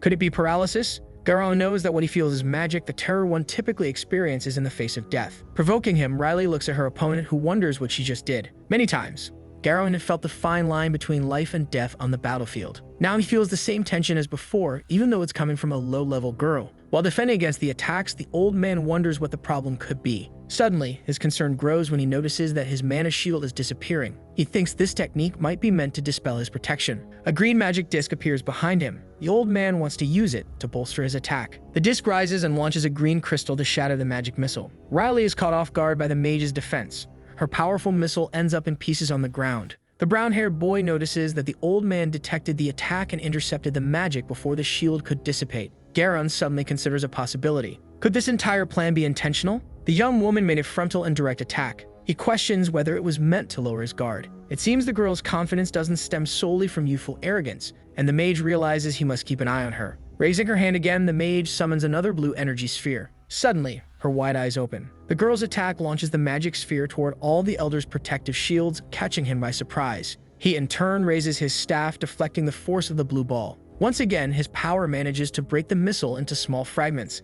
Garan notices that she attacked precisely at the weakest point of his magic, something someone of her level shouldn't have been able to perceive. Additionally, there's another important detail. Even though it was subtle, Riley managed to push him backward. She has an exceptional affinity for mana to detect weaknesses and an understanding to exploit them immediately. It's almost as if an archmage were assisting the girl. The Elder also realizes that these aren't the skills of someone inexperienced. This is someone who surpasses rank techniques with ease, a genius. He has no choice but to acknowledge it. The girl will certainly survive the selection test. Garan lifts his left foot and steps forward. Confused, the girl, who already had another attack prepared, doesn't understand what just happened. She asks if she still has one more chance to attack, but the Elder says there's no need to duel if the result is already decided. He then explains that with her second attack, she managed to push him back, so she won. Now, as promised, he will no longer interfere. Bowing, Garan apologizes for his presumptuous meddling. Riley declares that she already knew this. She realized her second attack was effective, and the Elder asks why she bothered to prepare the next attack spell. The young woman recalls that she had 3 chances to attack, and then begins to summon her spell. Prepared, the girl wants her opponent to return to an offensive stance. Emanating more magic, she still wants to confirm a few things, but the mage asks her to wait a moment. Frightened, he wonders what she wants to confirm. The first attack deliberately made him lower his guard. Then the second attack revealed a skill characteristic of someone with experience. He questions whether this girl is using the duel merely as a test against a high-level mage like him. Another sphere of blue magic is about to hit him in the face, and the old man thinks this is madness. The brown-haired boy watches the scene with a mocking expression. He knows that mages of another level are in a different league, and Garan remarks that the girl's attack was unconventional. Handing her a towel, the Elder reveals that if he had more mana available, his life would have been in danger. Riley's friend states that this means her technique is good, but she doesn't have enough mana to sustain it, which is natural. The only magic the girl can use that hasn't gone through an attribute awakening is the magic missile. In standard, attribute-less magic, the only thing she can do is add variations through technique. Calmly, the brown-haired boy declares that it's fine nonetheless. After all, the way she used dispersion to create an opening and launch a surprise attack is something even a high-level mage wouldn't like. Finally, he says she is doing well. The 3 are leaving the hall, and the old man asks if they can keep the duel a secret between them. The 2 friends agree, remembering they need to avoid any conflict with other candidates. Riley then says she doesn't know what the Elder is talking about. She only remembers having read something in Arcadia, and the old man understands that the girl has already figured it out. Garan asks where she is staying, and the young woman says it's at an inn recommended by someone she knows. The place is called the Sky Whale Inn. The man then says that whoever recommended that place isn't a good friend, as a psychopathic killer isn't someone trustworthy. He goes on to inform them that there are many better places in Wilhelm, and the girl reveals that everything she has is in the bag she's carrying. He asks the kids to follow him and assures them that the place they're going is 100 times better than the old inn where Riley was staying. The brown-haired boy asks if inns aren't all practically the same. They arrive at the Grand Stingwood Hotel, where a table filled with fine, expensive dishes is served, and they even ask if the girl needs anything else. Several maids are at the service of anyone who needs them, and all this glamour leaves the kids speechless. The boy realizes the place is incredibly different. The one who recommended the old inn was Becky, but she was actually deceiving Riley when the mage trusted her. Riley stands up and declares that this won't do, and her friend asks why.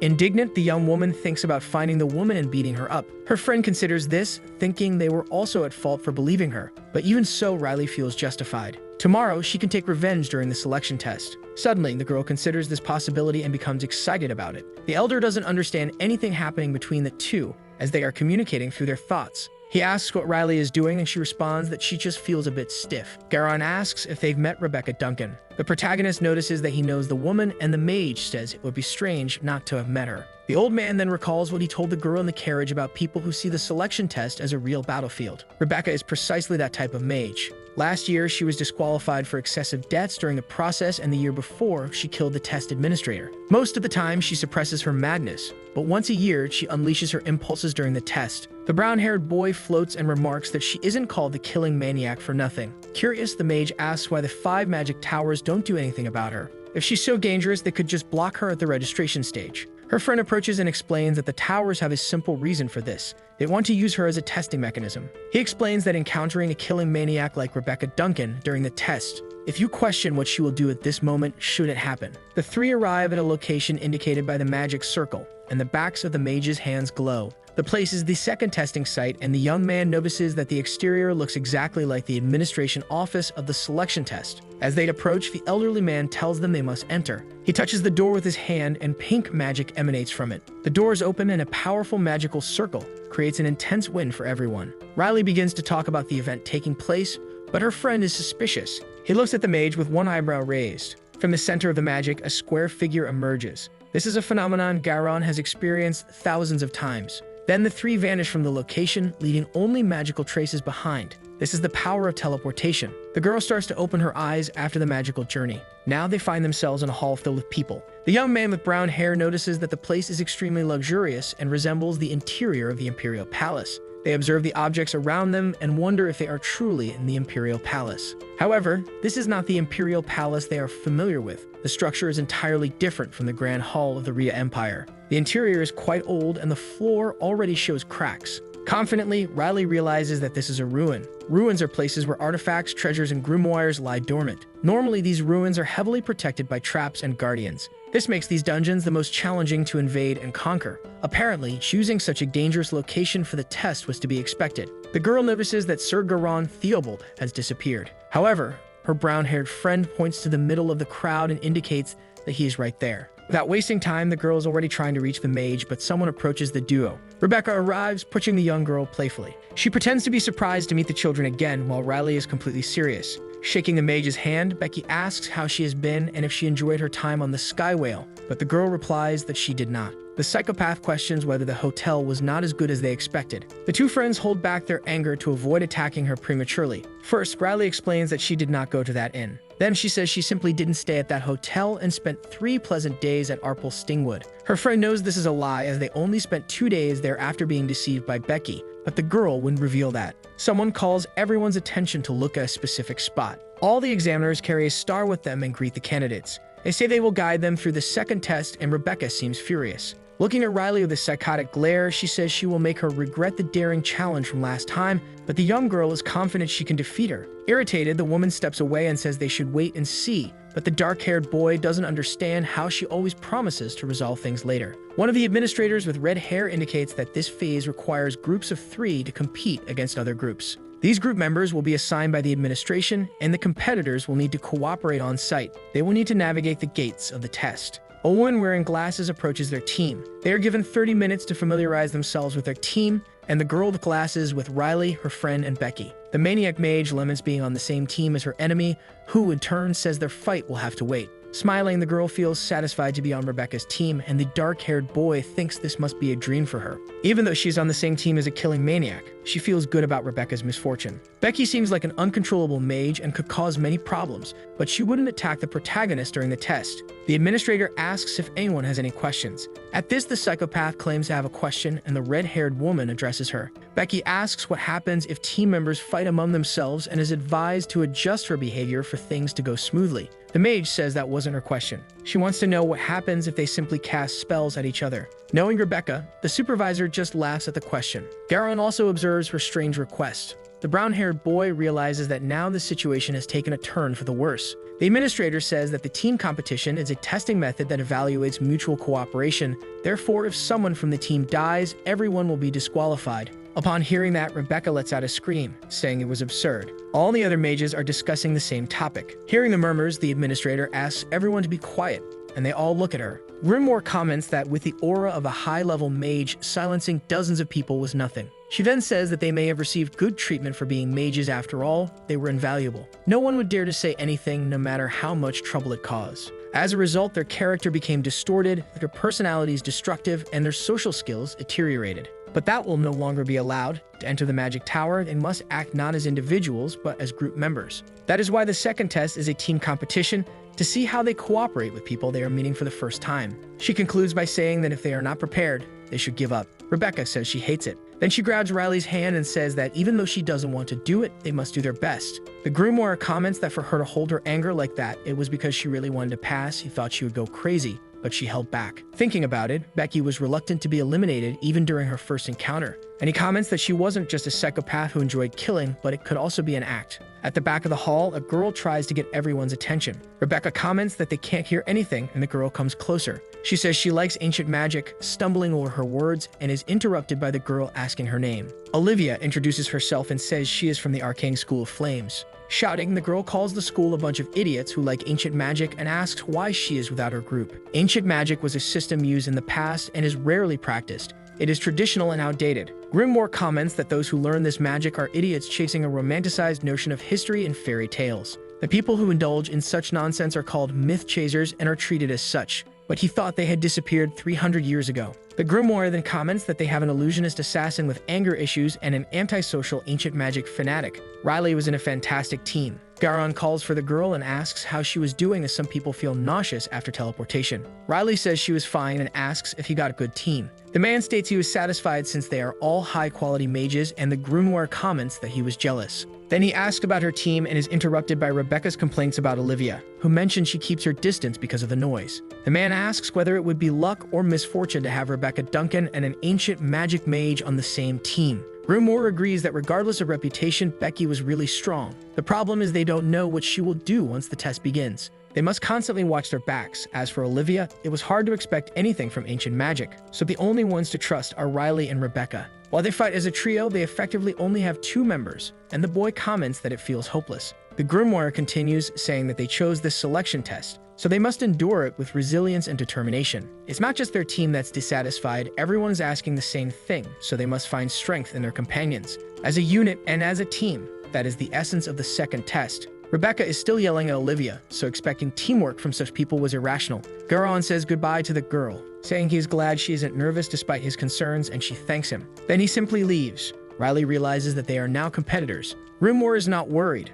The months of training in the lich's lair were significant, and he comments that he is confident. Through the selection test, they will achieve the result they desire. The administrator starts by saying that the second test will be conducted at the entrance of the ruins, presenting them and beginning to explain the rules. The interior of the ruins is a labyrinth. They must find the treasures hidden there, and she shows the treasures to everyone. She touched a glowing orb that emitted an intense light, and from the light appeared a golden golem. The test lasts 24 hours, and there are 2 conditions to pass. The first is that they must possess the core of the golden golem by the end of the test. The second is that all team members must be alive by then. In summary, they must obtain the golem, take its core, all as a team, and survive for 24 hours. As long as they are careful with hidden traps and guardians, it doesn't seem dangerous, and all the other groups about the same. In an animated voice, the administrator comments that there are only 3 golems. There are 42 candidates and 14 teams in total, which means only 3 teams can pass, and the Grimoire wonders what kind of test has only a 20% pass rate. There's no guarantee that all 3 golems will be found, resources are limited, and demand is excessive. They want to see fierce competition.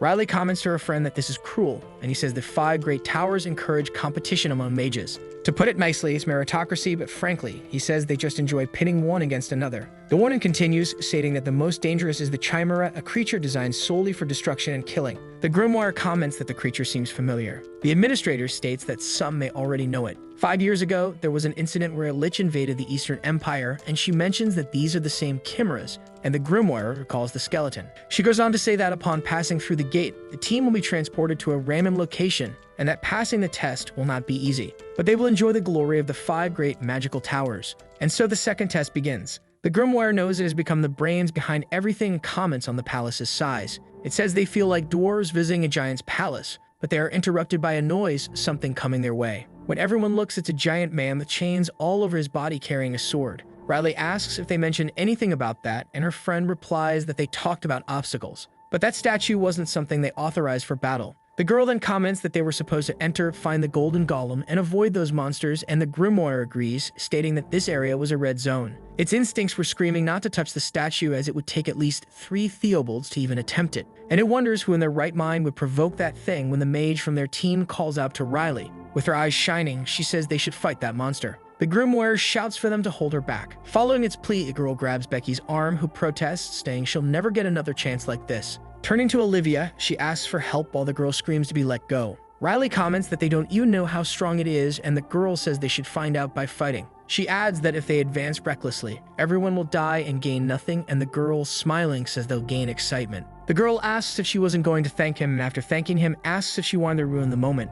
The other responds that she did, and they begin to argue. Olivia screams with tears in her eyes for them to stop arguing. They both look at her, and she asks what they are doing in front of dead bodies, extending her hand toward them. Grabbing the girl's hand, Becky asks why she is interfering, and the girl asks if she doesn't feel sorry for the bodies. Irritated, she comments that this is why rookies are annoying and asks the girl if she knows why she is not letting her touch the bodies. The mucus on the bodies was hound saliva. They have an excellent sense of smell. Like wild dogs, they can track their own trails. Olivia apologizes, and Becky tells her to be more careful now that they are at a wall. Riley begins to stare at the mage, and when asked why he's looking at her, she replies that she thought the girl would let the other touch the bodies. Rebecca says she values her life, and the Grimoire comments that even so, she wanted to fight the stone giant. The mage repeats her friend's words. She says it's different because fighting the giant would be exciting, and that hounds are just trash, and she would only fight opponents of her level. As she says this, other mages appear to fight them. The mage gets excited about having her first battle, and everyone prepares. However, Olivia calls the group's attention. A monster appears behind their enemies, grabbing one of them by the head. The group is horrified to be attacked, and even more so because they can't see what's attacking them. Thus, the monster attacks the entire group. Meanwhile, Olivia, her mouth covered by her companion, and the others are hiding, watching the scene. Grimoire comments that this test is truly cruel, and just watching the scene makes him want to vomit. Rebecca yells at her companion not to vomit, and Riley tells his friend she will vomit before him. The Grimoire asks the girl if she wants to fight the invisible chimera. Looking at the monster, she notices it resembles a large dog. She then asks if she should try since there's no one around to interfere. Looking again, she realizes that as it eats, its body becomes more visible. After the Grimoire gives her confidence, it tells Becky to stop hiding, and the girl doesn't understand. Riley says that if she wanted excitement, this would be a perfect opportunity. Rebecca then gets excited about fighting. Coming out of hiding, the boy and the mage watch the creature, which growls back at them. The girl notices something coming, and then the monster attacks them with a ball of magic. However, Riley uses her magic to dissipate the attack. She comments that the monster seems pathetic, and her Grimoire asks if that's because she managed to dissipate its attack. It continues, saying one shouldn't bother a dog while it's eating. Rebecca tells the boy he's very impressive for a child. Near the monster, she says there's no hesitation in its movements. As she's close, the creature tries to bite her but ends up grabbing one of her clones. Excitedly, she climbs onto the creature, saying that even with that, it doesn't come close to her level. Riley asks if she really needed to add such a childish comment. Still smiling, Rebecca begins walking across the monster's body without being hit, mocking the boy. Her clones, on and around the monster, start to toy with it and insult it. Seeing the creature getting increasingly irritated, Riley asks if they should finish it off. Calling her name again, the girl agrees. Both begin preparing their magic. They attack it with a crossed magic missile. Sometime later, Becky arrives where they were hiding, saying it was easy. Since Olivia was still hiding and scared, the girl asks her to stand up. The girl was still afraid and muttering, so Rebecca yells for her to get up and says it's over. The Grimoire covers the boy's ears, and the girl calls Olivia an idiot, telling her to calm down. It comments that the mage takes good care of the other, and the girl agrees. From what they've observed so far, that's Becky's way of showing care. Riley comments that it seems the girl doesn't have a malicious nature, and the Grimoire agrees, saying she's not a manic killer. She's still an eccentric mage, aggressive enough to provoke a fight at first meeting, and sometimes does crazy things without hesitation. But thinking about it, the Grimoire asks if she doesn't act just like Riley, who becomes serious. Its conclusion about Becky is that she's not someone who kills for pleasure. Then it wonders what that warning Garon mentioned was about, and that bothers it, but since they'll be together during the second test, they'll naturally uncover the truth behind the rumors. Olivia asks the Great Mother of Magic to care for the souls of the dead and the Goddess of Duty to gather their spirits as everyone watches. When she finishes, Rebecca asks why she bothers with such a laborious ritual. She asks why honor the dead, and Olivia begins explaining the traditions of ancient magic. The Grimoire says it's a rule from the Blaze Arcane School, and the boy says it's just superstition. Riley decides to ask the girl a question. Recalling the conversation about tracking magic, Olivia said she didn't know how to use it. With that in mind, Riley asks how she passed the first test.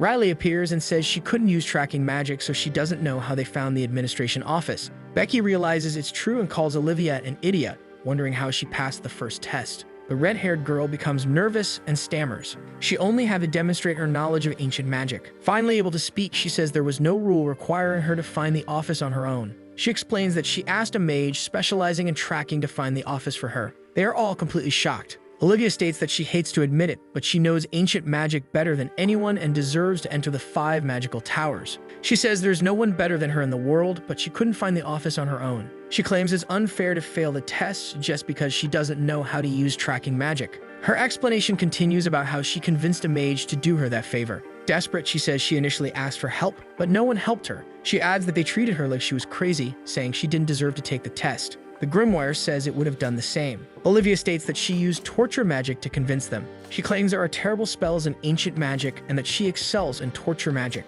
With that, she managed to convince the mage to do her a favor. Becky wonders how the administrator accepted that situation. The young woman explains that she found the office using her skills, whether they liked it or not. Rebecca is questioned about being a psychopath and yet speaking about respect for the dead. Olivia questions what that has to do with anything and says she was sincere. Mocking, Becky says the young woman is crazy. After saying those words, the girl collapses, saying her stomach hurts, and is supported by her friends, while Grimoire wonders if anyone there is sane. Footsteps are heard. 12 hours have passed in the second test, and no golden golem core has been obtained. The boy asks if they are still running while looking at the map, and Riley confirms. It is explained that the condition to pass the second test is to find the core of golden golem. However, even if the students find it, the golem flees. Riley encounters some golems, but they are running quickly. Becky says capturing the creature is ridiculously easy. The protagonist notices that there are 2 golems near them. Both stop moving. Far from there, the old man and his 2 companions find the core they were seeking, and that Mr. Garon Theobald handled everything on his own. The old man kept hundreds of demons at bay in the mountains. Thoughtful, the green-haired boy calls for the mage. He asks if, after finding the core, they shouldn't take a break, considering the tracking has been used non-stop for half a day. Garon states that even if he wanted to rest, there's no time for it. Quickly, he asks Arpel a question. He inquires if the boy has had no questions since entering the school. Seeing that the boy has no doubts, he asks for the golem's core. The old man states that it possesses a peculiar magical power. He claims he has never encountered such a magical power in his life, and that it is probably created by the 5 great magical towers for a test. Theobald is uncertain why they spent half a day searching for such a strong core. Even with the ruins covered in interference, they couldn't detect a unique magical power. It is explained that Arpel Stingwood is a skilled mage who reached the intermediate level at 29 years old. He was the second son of the prestigious Stingwood family. The young man doesn't understand how he managed to track such a strong power when even the old man couldn't. Theobald says it was just one of the intentional tricks and asks his friends to examine the magic. Everyone realizes it is dragon skin, and it seems to have been enchanted. Dragon skin has excellent anti-magic properties, making it undetectable, which is why they had difficulty finding it. Arpel wonders why one of the 5 towers would use such a precious material just for a test. The old man calls the boy's attention and says he doesn't understand what the test means. Theobald says he wants to ask one more question. He states that about 42 candidates were in the ruins, and that he doesn't know how many remain now, but they all must be skilled in tracking to have passed the first test. Now that the hidden core has been exposed, the old man asks what the boy thinks will happen. Arpel realizes what it all means. The old man states that from the beginning, the test wasn't about finding the golden golem cores, but about protecting or capturing them. Thus, the team that finds the golem first will be relatively skilled, but they become public enemies to the rest. The green-haired boy realizes that it's many against one, and that this is part of the 5 great magical towers plan. It is questioned what the team fighting will do in this situation while already being watched by other groups. Arpel realizes that everything was designed for multiple possibilities. The boy asks why Theobald removed the core knowing all of this and that he could have left it there until the test ended. Clearly, the old man explains that they will eventually have to fight, so it would be better to deal with everyone at once. The other groups observing the scene decide to attack the one who grabbed the core. The old man quickly defends himself. Efficiently and practically, the opponents are neutralized. They writhe on the ground, unable to move. Theobald uses the magic of the recently collected core against the opponents. He orders Arpel and Dorothy to prepare. With the trio's combined strength, they could handle 10 opponents. Far from there, Becky appears and calls for Riley. The girl asks if the protagonist is also sensing something. It's the power of the golem's core, and that's why they need to get there as quickly as possible. Surprisingly, the blonde-haired girl says no. Rebecca suggests that if they pick up the pace, they'll get there faster and be able to handle the team that took the core. Riley states that other teams will think the same, and by the time they arrive at the location, they'll already be there. Becky asks what they should do. The protagonist explains that they have to wait for everyone to be focused and only then take the golden core. She tries to continue her explanation but is interrupted by Becky. Even so, the young woman says her friend should already be following her advice. Convinced, the girl in the red dress agrees to listen. The Grimoire thinks that the other competitors don't have tracking abilities as good as Riley's. It concludes that the other candidates could only find a golden golem by sheer luck. At that moment, the previously silent core begins emanating powerful energy. All the candidates rush for the magical object. Chaos ensues. The protagonist questions why the magic intensified. The boy believes it's a device designed to force groups to fight one another. Riley thinks someone did it on purpose, possibly to reduce the number of competitors all at once. The Grimoire wonders who could be capable of such a thing. Becky becomes irritated, seeing everyone fighting while her group is just walking peacefully. She asks how much longer they have to walk and says she's dying of boredom. Olivia asks her to endure a little longer. Rebecca uses the walk as an opportunity to ask the red-haired girl why she chose ancient magic. The girl questions why she's asking that out of nowhere, and Becky replies that she's bored. She adds that ancient magic has no practical use, so she doesn't understand the girl's choice. Before Olivia can respond, the protagonist remarks that Becky is also from the branch specializing in illusion magic. The young woman gets annoyed at the comparison and says she can handle basic magic, while Olivia is a somewhat incomplete mage. The Grimoire ends up confirming this. Embarrassed, the red-haired girl apologizes for ancient magic not being useful. Rebecca says there must be a reason she focuses so much on ancient magic and neglects other branches. Trying to explain, Olivia says she used to hear stories as a child that influenced her. She adds that Becky should read those stories too. The nature of such stories is explained. Becky dismisses them as mere fairy tales. Mockingly, she says it's impossible to erase a mountain or split a sea in half. And even if Marta Farheric reincarnated, it still wouldn't be possible. Olivia tries to convince her that it's not a fairy tale and actually happened. Quickly, Becky asks why no one from the school has ever been able to do it, and if she claims it's true, she should be able to demonstrate it. Lowering her head, the red-haired girl doesn't know how to respond, but Becky says she's only bringing it up out of concern. She continues, saying it's a waste to focus all her potential on illusions from fairy tales. Still mocking, Rebecca asks if Olivia has anything beyond torture magic. Once again, the young girl apologizes. Trying to motivate her, Becky says she used to be like her and thought mastering illusion magic would make her strong. Becky continues, stating that everything she's saying is for Olivia's own good. At this moment, Olivia thanks her. Then the walk resumes. Riley calls out to the Grimoire. She asks if it knows whether the magic from the fairy tales really existed. The protagonist questions who's right. Without hesitation, the young man says Olivia is correct and that ancient magic did exist. He adds that mountains were indeed erased, seas split, and enemy armies annihilated with a single touch of magic. He concludes by saying it was all achieved by him and his friends, who are now legends. More details about ancient magic are explained. Riley asks why people forgot about this kind of magic then. The Grimoire says it's the frightening power of time. It explains that magic is deeply tied to the flow of history, and that, as time passes, people forget certain achievements. The boy mentions that long ago the era of wars came to an end. Thus, the empire, supported by archmages, unified the continent. The emperor who unified the continent named the nation the Empire of Redus and declared an era of peace across the continent. As a result, destructive firepower became unnecessary. Riley states that it's because war mages aren't needed in times of peace. The Grimoire concludes that the Empire sent mages to laboratories to help improve the lives of Imperial citizens and handle neglected dungeons. It's explained that to master neglected magics, new magic had to be developed. Magic with great firepower was excellent for annihilating enemies. A man calls everyone to attack him no matter how many they are. Another person orders him to stop. So much magic in a dungeon makes things difficult and a collapse happens. Someone appears injured, buried with only an arm sticking out. The ceiling is about to collapse and everyone will be buried alive. Riley appears staring fixedly at something. They state that for safety and efficiency, the magic changed, and that the pathfinding magic was developed during dungeon conquests. Grimoire follows his explanation deeply. On the other hand, magic with great firepower lost its usefulness and became ancient magic, becoming outdated. As the empire stabilized, some people became interested in ancient magic, but the gap in history had already grown too large. Thus, no one remembers that the legends truly exist, and that makes him bitter. Riley asks if his friend still knows how to use ancient magic. He says yes, but that he no longer sees a reason to use it. The protagonist asks if she can learn it. Even so, Grimoire states that ancient magic is useless. Not convinced, the girl says that if a war breaks out, ancient magic will be used again. Grimoire says that this type of magic is not simply learned, one must study ancient runes and memorize various incantations, and that you need to transform the magical circuits engraved in the body. Me and Riley would have to start from scratch. The girl would have to revert her greatest strength, affinity, and everything she learned. With that, the young woman says she does not agree. She states that she will have to learn ancient magic only in her next life. All the friends hug each other. Far from there, a group is sitting. A golem is tied up. Becky celebrates that the group found the core, but that another team is already there. The group's expression is one of exhaustion, meaning the operation must have been difficult. Rebecca notices that the guys who caught the golem did not remove the core. The golem becomes enraged for being tied up. Using magic, one of the guys says he will quiet the creature. Riley wonders why they are keeping the golem alive instead of just killing it and taking the core. Grimoire realizes it is dragon skin. The young woman agrees and sees that this is why the magical power is weak, even with the golem nearby. It is explained that this was a tactic so other groups would not approach, and they would remove the core only close to the end of the test.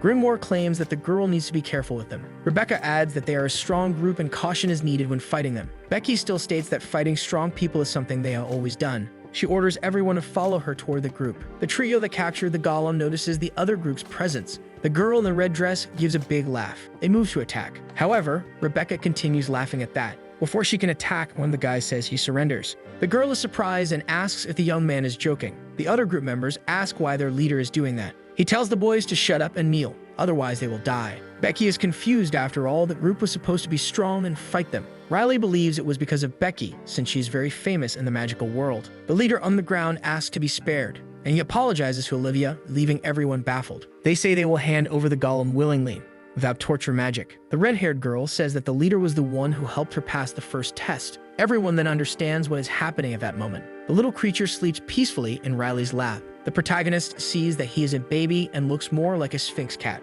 Rebecca appears near them asking to pet it too and comments that the animal looks very cute. Suddenly, the creature becomes angry and jumps in her hand, biting it. Uninterested, Riley asks if she's okay, but her enemy's hand is bleeding. She's not fine. This is a chaotic team, but at least they got a golem without a fight. The dark-haired young man realizes that it is better to avoid unnecessary battles, even if the maniac loves fighting and seems dissatisfied with it. Becky draws the glasses-wearing girl's attention to her torture powers as the leader became frightened when he saw her, and the girl reveals that she trained a lot. Noticing a detail, the psychopath says that the girl should not have been trembling before when she could have used her powers. However, there is a catch. This type of magic has a 1-month cooldown for being ancient magic and always having flaws. Rebecca calls her companion crazy, and Riley's friend doesn't know who is calling him crazy. She also asks if the young girl with torture powers is from the southern region, and she confirms. Explaining, the maniac says that every time she heard the voice of the girl with glasses, she spoke with an accent or dialect, and the friends with the cat agree. Next, the dark-haired boy reveals that the South has many crazy people,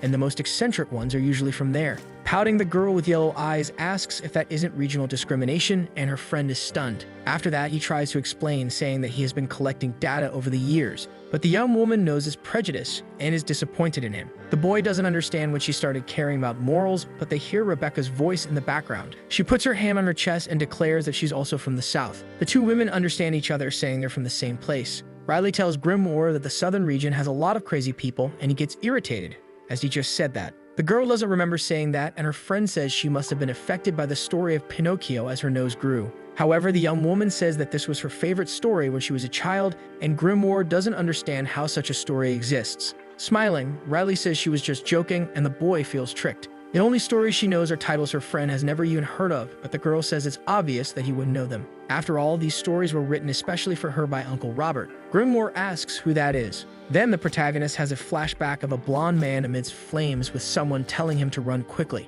She explains that he was a member of the same thieves guild, and the boy asks if the stories are at least normal. The stories taught lessons like don't trust others and others like it, which scares the boy but makes him understand why his friend is crazy. It's been 20 hours since they entered the ruins, and there are 4 hours left until the end of the test. Riley uses her magic to see that no candidate has approached this corner. Yawning, she reveals it's been a long day, and her companion says they just need to endure a little longer. Only 4 more hours, and after that, the challenge will end. Grimoire realizes that the test will soon be over, and they'll pass without any problems. Suddenly, he hears a noise, and Riley panics at it. Then, a purple magic light zigzags toward them, ready to strike. It gets closer and closer, and the mages begin to stand up to defend against the attack. Raising her hand, the protagonist invokes her blue magic. She focuses all her mana into the dissipating process. She's concentrating on finishing off the magic sphere. Apparently, the attackers could disrupt her victory in the challenge, and the 2 women from the south stand up, terrified by what they see. Becky yells at Riley, saying she told her no one was coming. In response, the girl says her fine path didn't detect anything. Indignant, the woman tells her not to be ridiculous and says it's impossible that the young woman didn't detect anything. The girl's magical affinity is unparalleled, and with it, she could detect hidden traps throughout the 5 great magical towers, and still use fine path in ruins full of all sorts of magical interference. Grimoire knows Rebecca is aware of this potential, so it doesn't make sense, unless the enemies are using dragon skin or something like that. Suddenly, a group of hooded people approaches. They're wearing dragon skin on their heads. It's from them that the purple magic attacking the group is coming. They are truly coming full force. He thinks that if the enemies already have dragon skin, that would mean they found the golden golem. But why would such people attack Riley's team? The dark-haired boy doesn't understand why, but there are many hypotheses, all uncertain for now. One thing is certain, these people are dangerous. The mana concentration, casting speed, and trajectory precision are remarkable, and all these abilities are better than Riley's. Furthermore, the young mage realizes its familiar mana, and she feels it. Grimoire also senses it, even though it's a strange hypothesis. Everyone on their team raises their hands to combine their powers. The enemy team does exactly the same thing. They are creating mana spheres. Suddenly, colored lines appear in the middle of the battlefield like lasers. The brown-haired boy notices that this is a recognition. This is the Cold War to assess the opponent's level with subtle mana. Mana is like the instruments that remember the sound of their musicians. Depending on the type of magic the user performs, mana forms a unique wave and flows quickly to a mage who pursues it quickly. For a mage who pursues destructive magic, mana is full of violence. For another mage who seeks precise magic, mana is clean and orderly. And for a mage who brings death, mana is full of dense death intent. From this, it is possible to predict the opponent's next move. The mage can assess compatibility with himself and map out every possible path of the battle, and this is called recognition. Realizing who it is, Riley says she didn't expect to find the opponent like this. He begins to remove his hood, and it is revealed that it's Garon. Grimoire questions why it had to be him among all people. Seriously, Old Man comments that he didn't want things to turn out this way, and the boy thinks that he doesn't want to face him as an enemy. They want to know if the Elder is here for the core. However, the Old Man already has one of those. Riley tries to question, but Garon reminds her of what he had said earlier. The second test attracts many mages, and some crazy people see this place as a legitimate battlefield, and he also has a purpose in the test. The girl listens attentively to what he's about to say. Finally, the old man declares that his goal is to kill Rebecca Duncan. The elder only holds resentment against one person from this place, and that is the maniac. If they let her live, it will only bring more disasters to the magic world. Suddenly, they remember the rule that says if a team member dies, the whole team is disqualified. Riley says that she will be disqualified if Becky is killed. That's why the mage said it's unfortunate that things have turned out this way. She looks at her enemy with anger. Excited, the psychopath says she will take care of the old man because there are things she needs to settle. Worried, the protagonist tries to stop her, but her friend says this is the right option since they can't deal with Garon. Grimoire says it's because of the elder's compatibility. The girl with yellow eyes doesn't use a conventional fighting style. Her missile is her main weapon, which alters its speed and trajectory to explore the enemy's weaknesses. Now, Garon's magic is entirely defensive. He maintains an impenetrable defense and doesn't show his weaknesses. In this case, it would be easier and better if they faced the two from his team. Riley warns her teammate that it will be a tough battle, but apparently Becky knows that. The woman says she only fights opponents of her level. Besides, there's a perfect enemy right in front of her, and she can't waste this battle. Suspicious, the mage watches his opponent's promise. Then he touches Dorothy's head and warns her that the opponent she will deal with isn't easy. She doesn't need to worry about the girl who only knows ancient magic, and the other one is pretty, from what he can tell.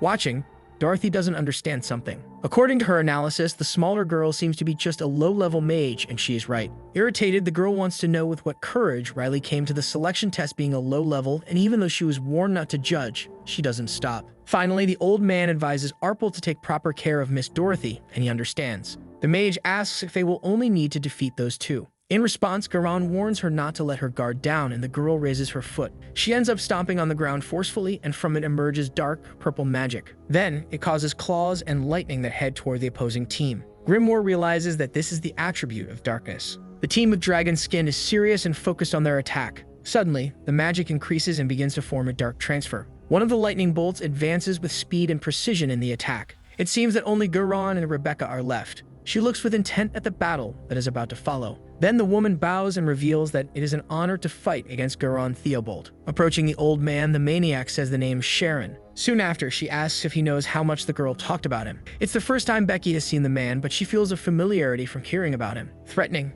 Guron calls the woman by her name. With anger in his eyes, he orders her not to dare mention his granddaughter's name with her filthy mouth. In a memory, the girl is kneeling crying. She begs and pleads to be spared. The magic surrounds the rest of the group, who are teleported. They are in a place that looks like an indoor garden for giants. Grimoire realizes that he isn't being held in place as there are weeds and wonders if only the two of them were teleported. Suddenly, he sees the girl with glasses sobbing in a corner and is startled by her presence. Sneaking in, the cat appears too. Apparently, Toby is with them, and that's a relief because losing the golem they worked so hard to get would be the worst. This makes Grimoire wonder why they were brought here. The magic used was Dark Transfer, a powerful spell that forcibly relocates targets, but with restrictions. One of these is the high mana consumption, which would be a big risk for just a brief separation, so there must be another reason. This place might have a characteristic that gives them an advantage. Riley notices that the plants scattered around block her vision even with mana detection, and this is not good for a battlefield. This is true, but in a situation like this, a dark-haired boy thinks it's important to consider all circumstances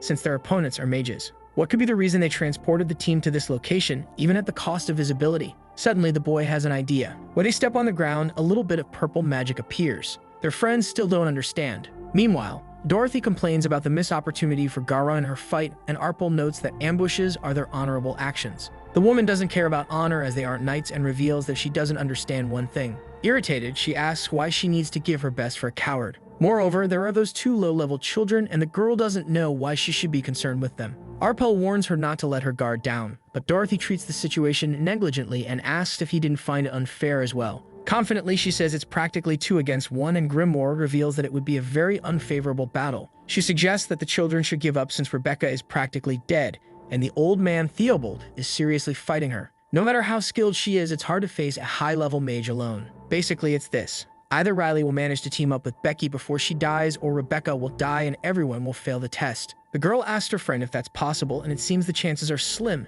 as the two mages seem to be veterans at the mid-level. Riley is thoughtful about the situation. The pair of enemies says they don't want to engage in a pointless fight, but if they insist, it might happen. Then, Arpel uses his magic, and the plants begin to move. They turn into giant carnivorous plants, and they won't hold back anything as the old man recommended. After all of this happens, the friends realize that this was the main reason they were moved to the garden. This is Arpel's ability, which he inherited from the great Archmage Cromwell Stingwood's Earth attribute. Riley hears this name and thinks about it. A trace of purple magic coming from Dorothy is almost touching their feet. The girl is startled by this. Suddenly, a large magic explosion occurs at the location, but the young woman manages to escape. She prepares her defensive position as there are plants above her and dark magic coming through the ground. With just one step, a powerful blue mana begins to emerge from the supposed low-level child. The enemies don't want to fight her, as it would be humiliating for both of them. Dorothy warns that the threats are over and tells Riley to give up. She also says that there will be many opportunities since she's young when Grimoire begins to mock the opponent's powers. The protagonist asks her friend what he thinks about this. She wants to know if he thinks the young woman can defeat them. Analyzing, the boy realizes it's a battle of extreme disadvantage as the two mid-level mages are in perfect condition. However, the Grimoire's judgment, which has faced countless enemies for millions of years, says it's possible. Grimoire recounts that in his hometown there's a book that details foolproof strategies. One of them says that by knowing yourself and your enemy, you need not fear 100 battles. The brown-haired boy asks what their priority target is, and the girl says they should aim at the man who controls the plants first. This is because he's the core of the combination, and if all the plants disappear, the shadows will naturally disappear as well. Happy, the boy reveals that this is the right strategy. That man is a dangerous opponent because he is capable of tying someone with vines, paralyzing with mushroom spores, and attacking with carnivorous plants. However, here is a question that Grimoire wants to ask. He questions who created the Archmage Cromwell Stingwood, who invented this plant-based magic. The girl recalls the 5 Archmages: Ian Shinskin, Cherdian Sokolov, Cromwell Stingwood, Dmitry Kashin, and Marta Farharich. She had heard that they were talented geniuses passionate about magic. Her friend thinks they were just a bunch of idiots.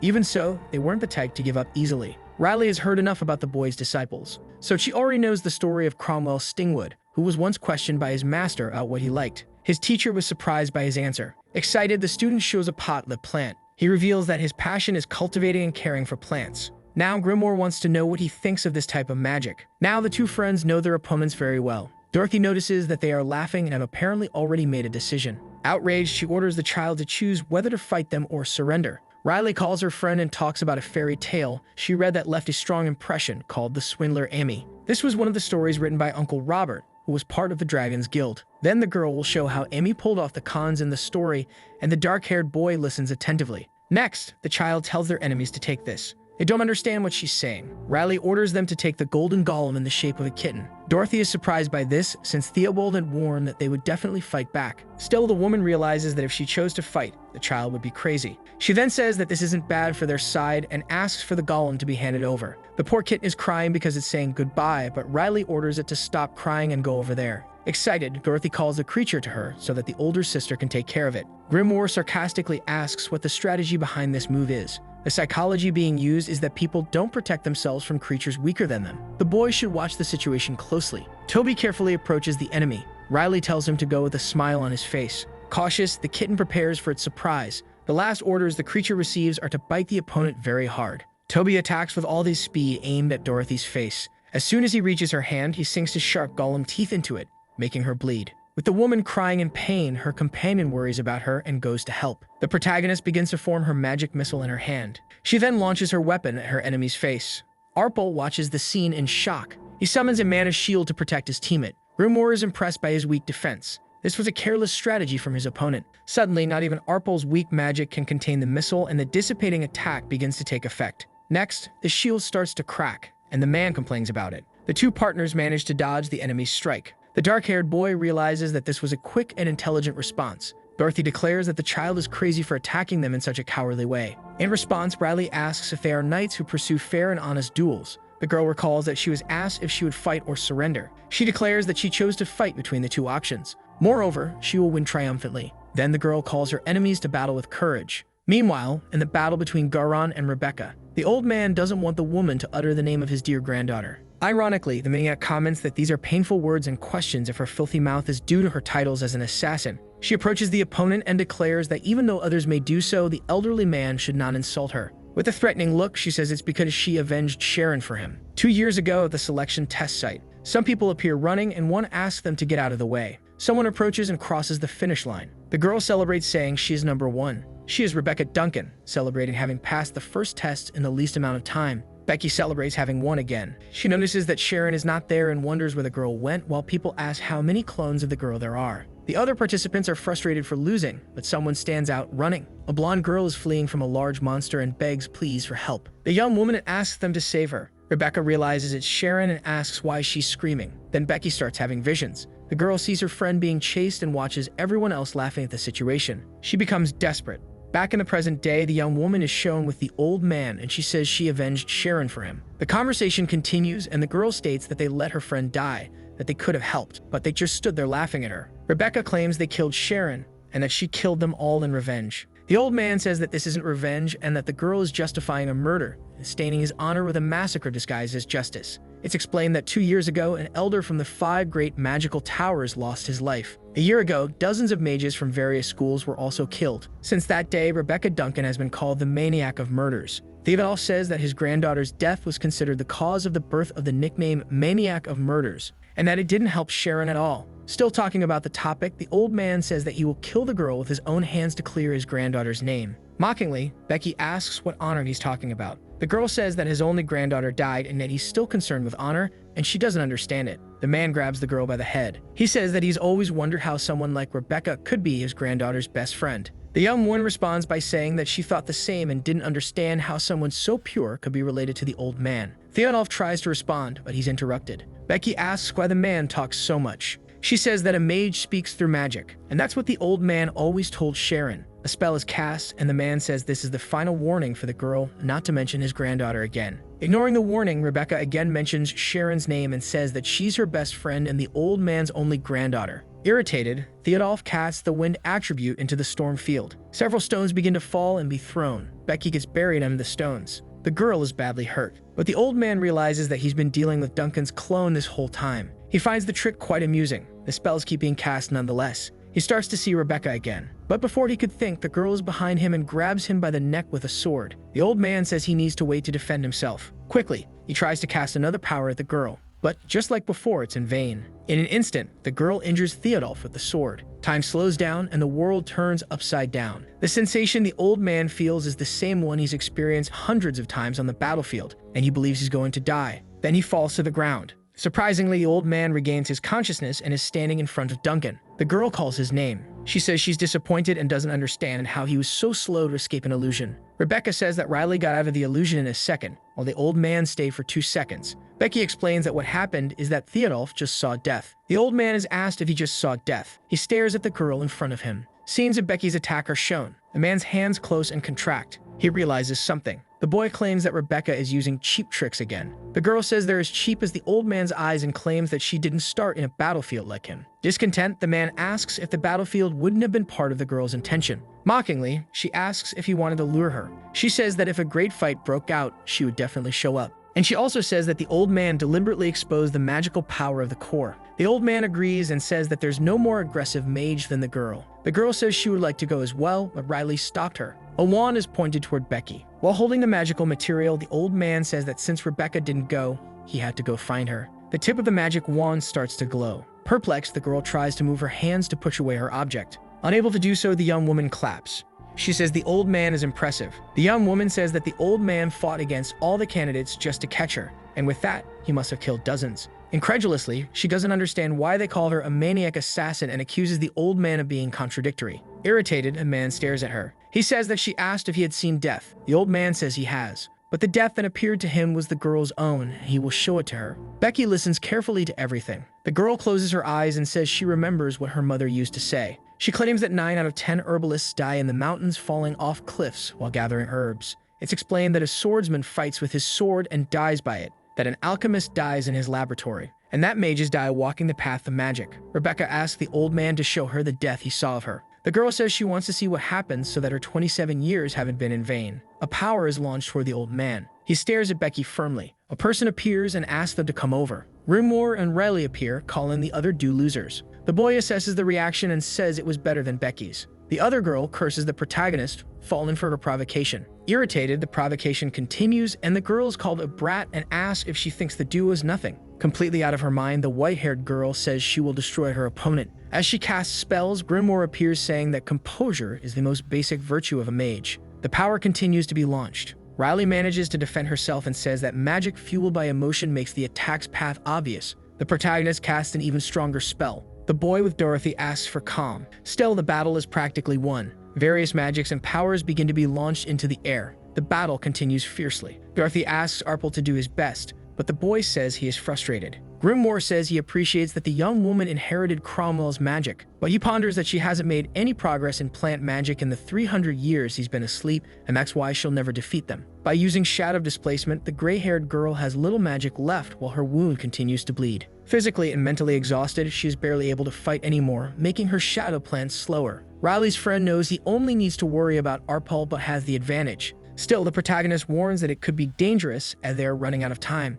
Even if they defeat the duo, they need to join Becky before she dies. Otherwise, they will lose. The boy asks what they should do, and Riley says they must act. The protagonist asks her friend if he can cut the connection between the mage and the summoned creature. Suddenly, a large explosion occurs. Riley manages a big leap. Dorothy and Arpel can't believe what they're seeing. The girl manages to move in a fast and efficient way. No one understands how this is possible, as no mage moves like that. As she moves, the girl thinks about how to cut the connection between the mage and the summoned creature. She concludes that she will need to attack the mage directly to do that. The green-haired boy falls to the ground after being attacked by the girl. Dorothy is also struck. Riley breathes a sigh of relief after attacking the duo. She explains that it was a moment of superhuman concentration. Grimoire believes the friend is extremely exhausted. Nearby, a young woman with red hair watches. The protagonist hears a noise that catches her attention. She sees someone crouching behind the bush. The boy says Olivia is also safe. He says the girl has some light injuries but managed to protect herself. Someone approaches. Riley notices something on the ground, and it's Golem. Quickly, they notice that there's a puncture wound on the creature, and it must have been hit by a plant.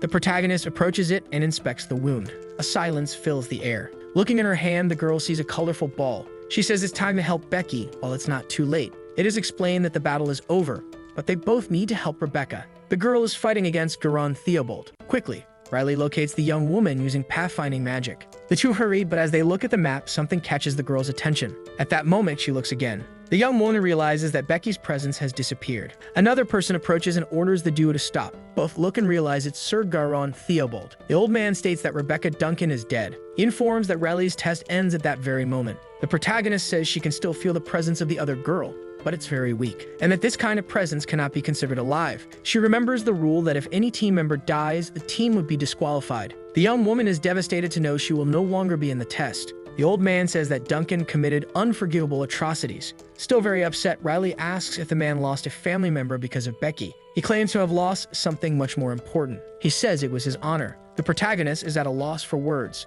After a moment of silence, she says the old man is very contradictory. Then the girl says he despised mages who treated the test like a battlefield, and continues by saying that he also used the selection to take revenge, and that this is no different from the actions he despised. The old man laments this and says that he has nothing more to say. Irritated, the protagonist says everything is so pointless. However, she has a quick vision. Theobald wonders what's happening. He realizes the girl is planning to fight him right now. The old man questions why and claims that the test is already over. Riley says she will fight him because he killed Becky. Mockingly, the old man doesn't believe the girl quickly got attached to the murderer and asks if she's trying to avenge Rebecca Duncan. The protagonist asks how it would be possible to avenge her friend. She says that Becky's death means her disqualification from the test, and that's why she's upset. Wanting to fight, the girl also says she doesn't care about the battle between them, but that it meant wasting her year. Therefore, Theobald should also waste a year, otherwise she won't be able to sleep from frustration. The old man says the girl has a problematic personality and admits that the young woman's strength isn't at a low level, and then he can say this just by seeing how she defeated the team members. Even so, the protagonist decides to attack him. Feeling cornered, Theobald says he will need to give it his all. A spell is cast in the direction of the old man. Riley casts 5 magic missiles. Despite all the effort, the man is unaffected. Mocking, the young man says that these mere magic missiles can't break his defense. Watching from a distance, Grimoire sees that his friend lacks firepower and that it's impossible to penetrate a sophisticated shield with just clustered magic. He thinks about what he could use from within the ruin they are in. Looking to the side, the young man notices the presence of the red-haired girl. The boy becomes furious when he sees that while he and Riley were fighting, the girl didn't help and is still trembling with fear. While thinking this, the young man realizes something. He wonders if she is really just afraid. It dawns on him that the girl wasn't murmuring only out of fear. Quickly, he calls out to the protagonist. The young man says the decisive move they need is right in front of them. Ancient magic is cast. Ready for the fight, the old man says that if things continue like this, the test will end anyway and advises the girl to save her energy and accept the result. Grimoire, on the other hand, suggests that the girl buy time until Olivia is ready. Riley tells the old man that she needs to think a little about surrendering. While trying to buy time, she uses thought acceleration to speed up the casting of the ancient magic.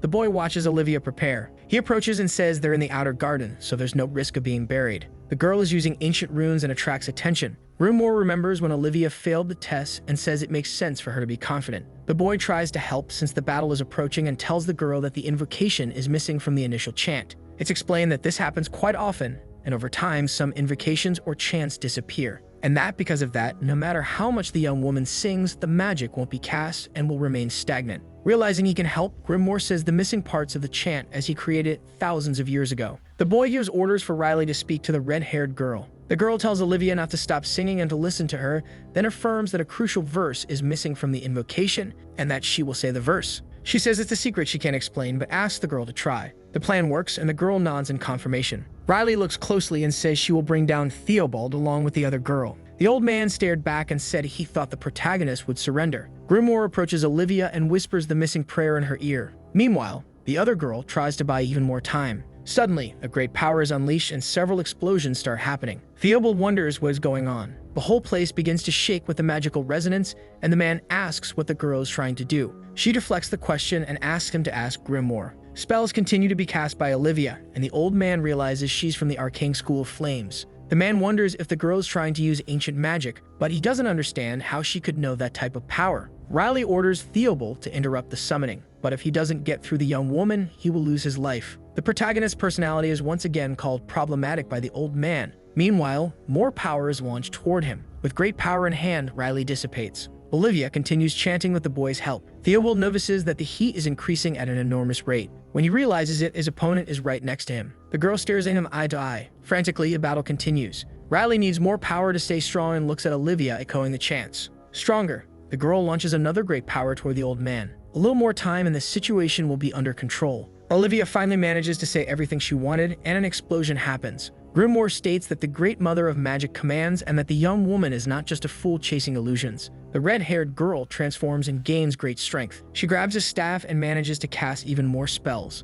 Riley looks to see what's happening. Olivia orders the power to ignite in flames. A lot of fire begins to emerge in the area. The flames set everything ablaze, and Grimoire says the girl has great power. After that, he notices that Riley is on the ground. He notes that her injuries aren't serious, and the girl runs toward her. Frightened, she asks if the boy is okay and says she will heal him. However, she trips and falls. She notices her legs are weak, and Grimoire comments that she used too much magic. She has concentration, determination, and specialized talent in ancient magic, so she has the potential to grow and could be of help to the boys later. The girl wakes up saying she's fine and that there's something she needs to do. Approaching Garon's team, Grimoire says the bodies are burned, there's magical backlash, and the internal injuries are severe. It'll take weeks in the temple for them to recover. The man cast a high-level defensive spell at the last moment. If not for that, they wouldn't have survived. The girl says he's a high-level mage to be able to block that powerful explosion and wonders why. She asks why he went so far to protect them. Grimoire says that even if they weren't the target of the ancient magic, thanks to Theobald's barrier, it remained intact despite the explosion.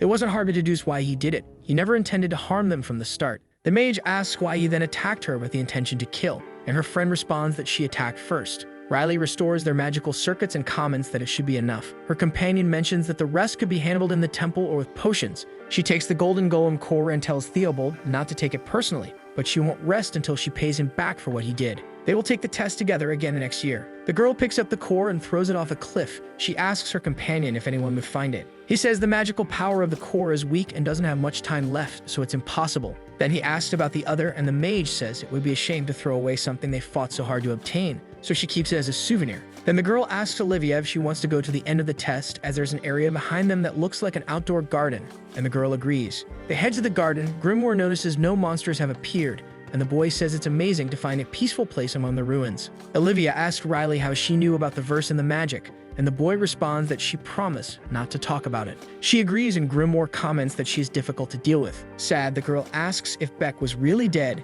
and everyone exchanges glances. The girl comments that it's a shame as she thought they could easily pass this test, and she's also sad to lose a companion she had grown close to. They gained experience even with regrets. In these complex situations, Riley's skills improved explosively. One more year would be enough. Then they'll take the selection test again and catch the attention of the 5 great magical towers and enter the Irantes magic tower. And finally, they will take revenge on the imposter who claimed to be the disciple of her disciple. Jan Irantes is the master of the magic tower that stole Marna Farharich's dream of immortality. Grimoire says that, to be more precise, immortality was her dream. She was asked to create it for him. Riley asks why, and he says that if the contractor doesn't die, there's no need to train new mages. They can research together with the contractor forever. Thus, he can find the one who turned him into a piece of paper faster. Even before Marta, there were many attempts at immortality, and many of her disciples helped, as it was research she developed with her disciples. Now they have no more reasons for revenge against Yan, so they will work together, which isn't a big deal, but it's training. The girl replies that it would be good to train peacefully.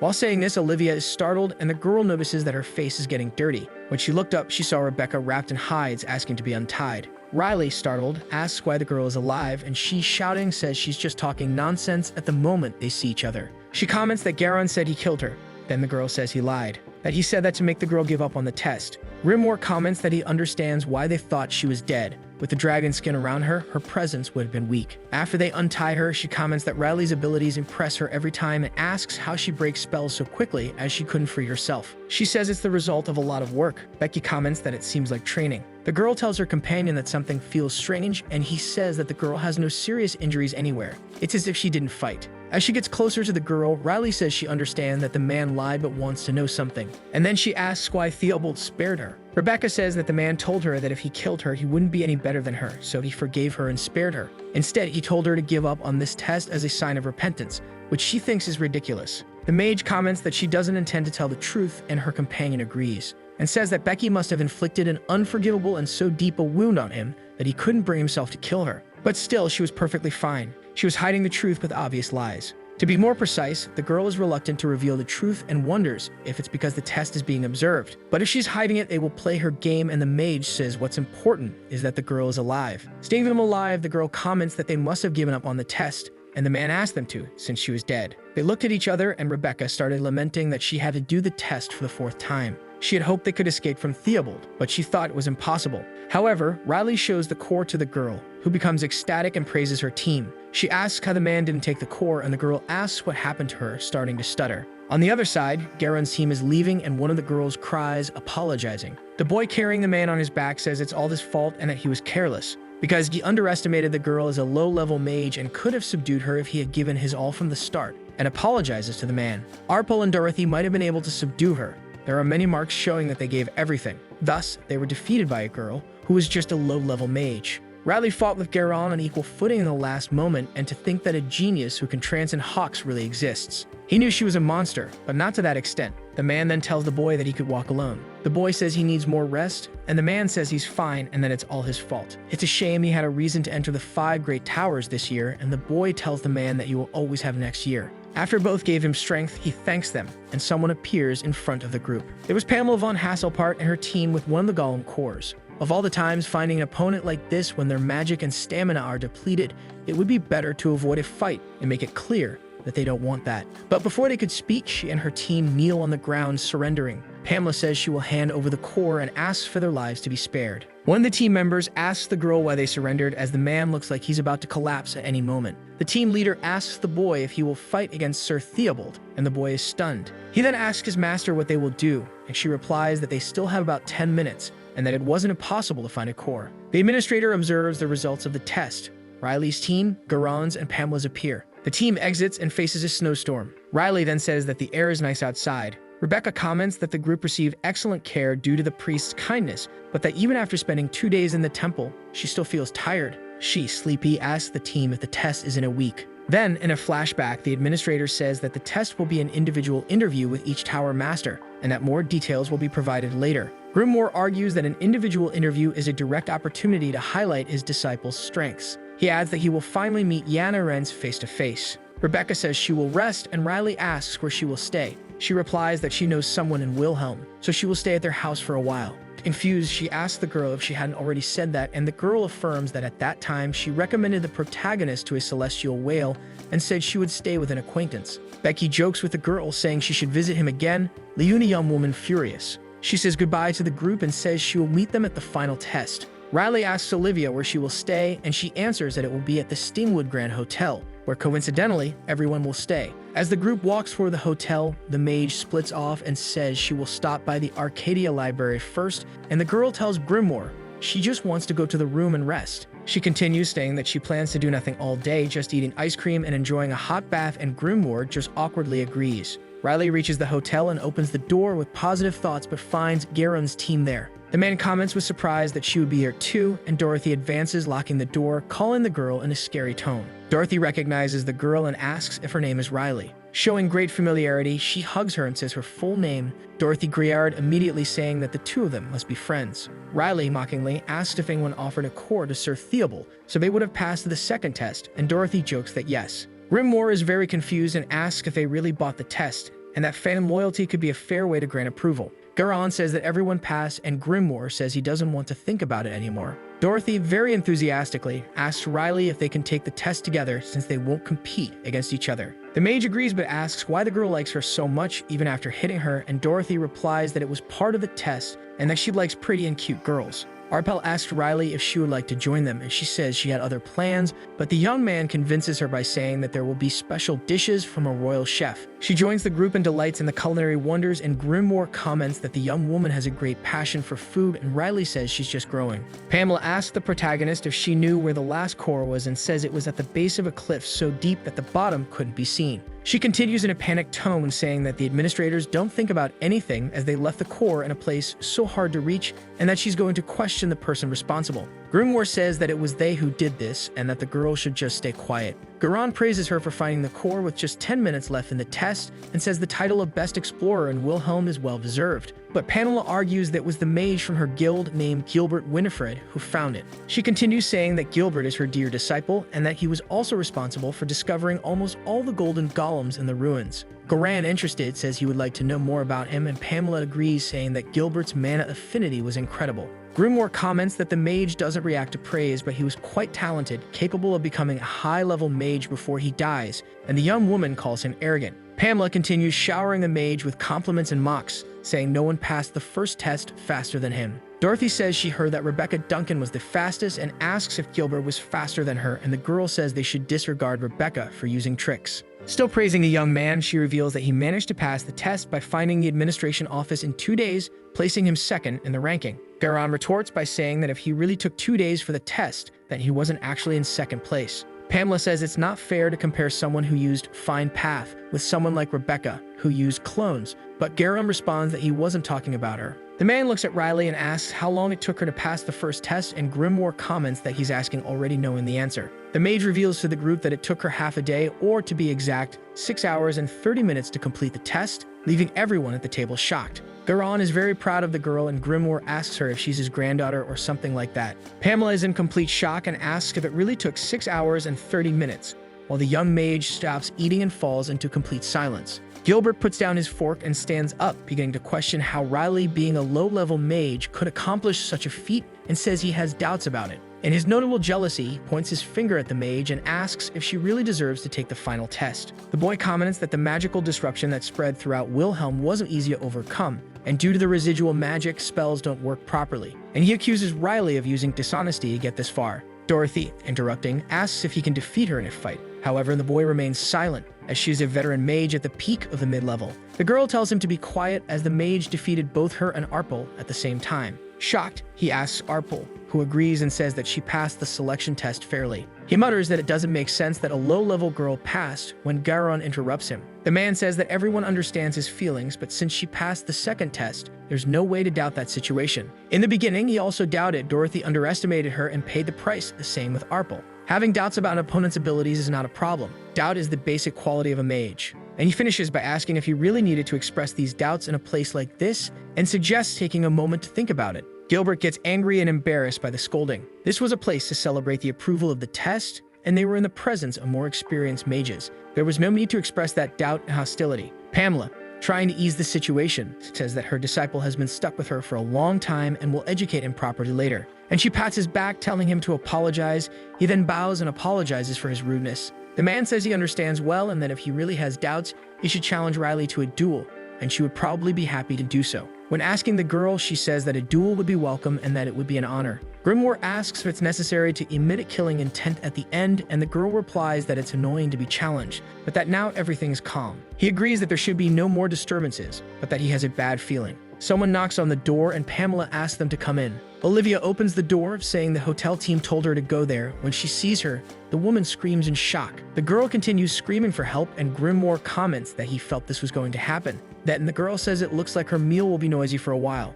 After some time, everyone says their goodbyes. Riley asks her friend if there's any way to accelerate the second awakening, and he asks if she feels her limits. The second awakening is a blessing that comes on the day the mage feels they've become an adult. It's the final phase where the attribute flora occurs and the mage's level increases rapidly. Grimoire comments that she encountered many mages in the second test, and it's natural to feel her limits when facing them. In terms of utility magic, the girl knows enough, but her offensive means are quite limited, and the specializations in localization and nullification are merely auxiliary. Her only offensive spell is Magic Missile. Grimoire comments that the best way to overcome that limit would be to accelerate the second awakening, which is not impossible but very difficult. This action goes against the flow of magic, so it inevitably involves a very difficult and complex process. He explains that it would be very painful, difficult, and exhausting, and that so far only a few of his disciples have managed it. Furthermore, her talent wouldn't help. It's a task that completely depends on perseverance and effort. He asks why go through that difficulty, as she would awaken in about 5 years anyway, and why not spend that time training instead. But if she still wants it, he won't stop her, and the girl agrees to do it. With a smile, the boy says that if it's what she wants, there's nothing more to be done. In fact, even if she said no, he had planned to make her accept, and if he provoked her, it would be for revenge. Both were reading a magic book about mana and how it will bloom. The method of blooming was simple: just fill the mana. Riley asks if the reaction of the early awakening is to compensate for the lack of mana, and the boy agrees. But they need a high-quality mana for the early awakening. He explores that contradiction. From now on, the girl will have to lie. Instead of increasing her mana, she will have to deceive her mana heart. When the seed blooms, her body will assume that she has completed the second awakening, and then she will naturally transform into a full mage, forcing her mana circuits to widen while also increasing the strength of her mana heart. The girl asks if it's possible, and the boy answers yes, and that if there are no variables, it will take up to 5 weeks. Actually, it will take longer since there's a lot to do. She needs to build a barrier inside her body to increase the amount of mana and hold it for long enough among other dozens of processes. At that, she says it would be difficult, and Grimoire comments that she will feel like she's dying and that it might be the hardest thing she's ever experienced so far. Smiling, he says that the size of the reward is always proportional to the pain. Then Riley says she will try and cast magic on her heart. When she feels pain, the boy tells her to endure it. Her coming weeks would be horrible. 5 days after starting the awakening, Riley repeats Grimoire's words about her weeks being horrible and painful. However, she managed to get a large portion of magic and comments that he said that only to motivate her, which wasn't true. She then comments that thanks to that, she completed the early awakening faster than anyone and thanks her friend, who reinforces that it wasn't just for encouragement. Grimoire asks if the girl has thought about taking all the pain at once, because finishing 5 weeks in 5 days would be 7 times more intense than the original process. Riley comments that she found it manageable, so she didn't see the need to prolong it so much, and the boy comments that other disciples usually fainted. Her disciple says that she's gone through worse training in the Thieves' Guild, so this type of pain was nothing. He asks what they did to make her so immune to pain, and she comments that she went through horrible tortures disguised as mental training, like having food in front of her and being given dry food with no drink, just water,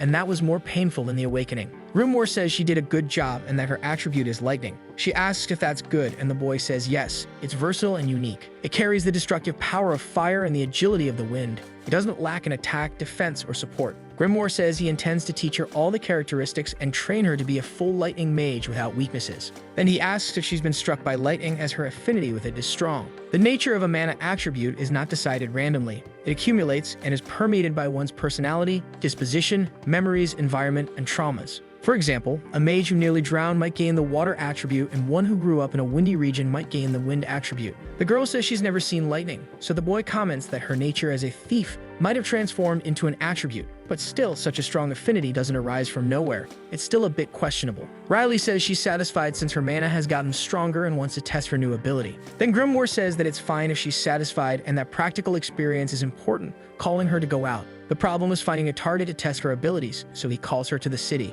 As they were passing by, Gilbert appears in their path. He challenges her to a duel, and her friend's eyes light up. The duel turns into an event as everyone comes to watch, including the evaluators.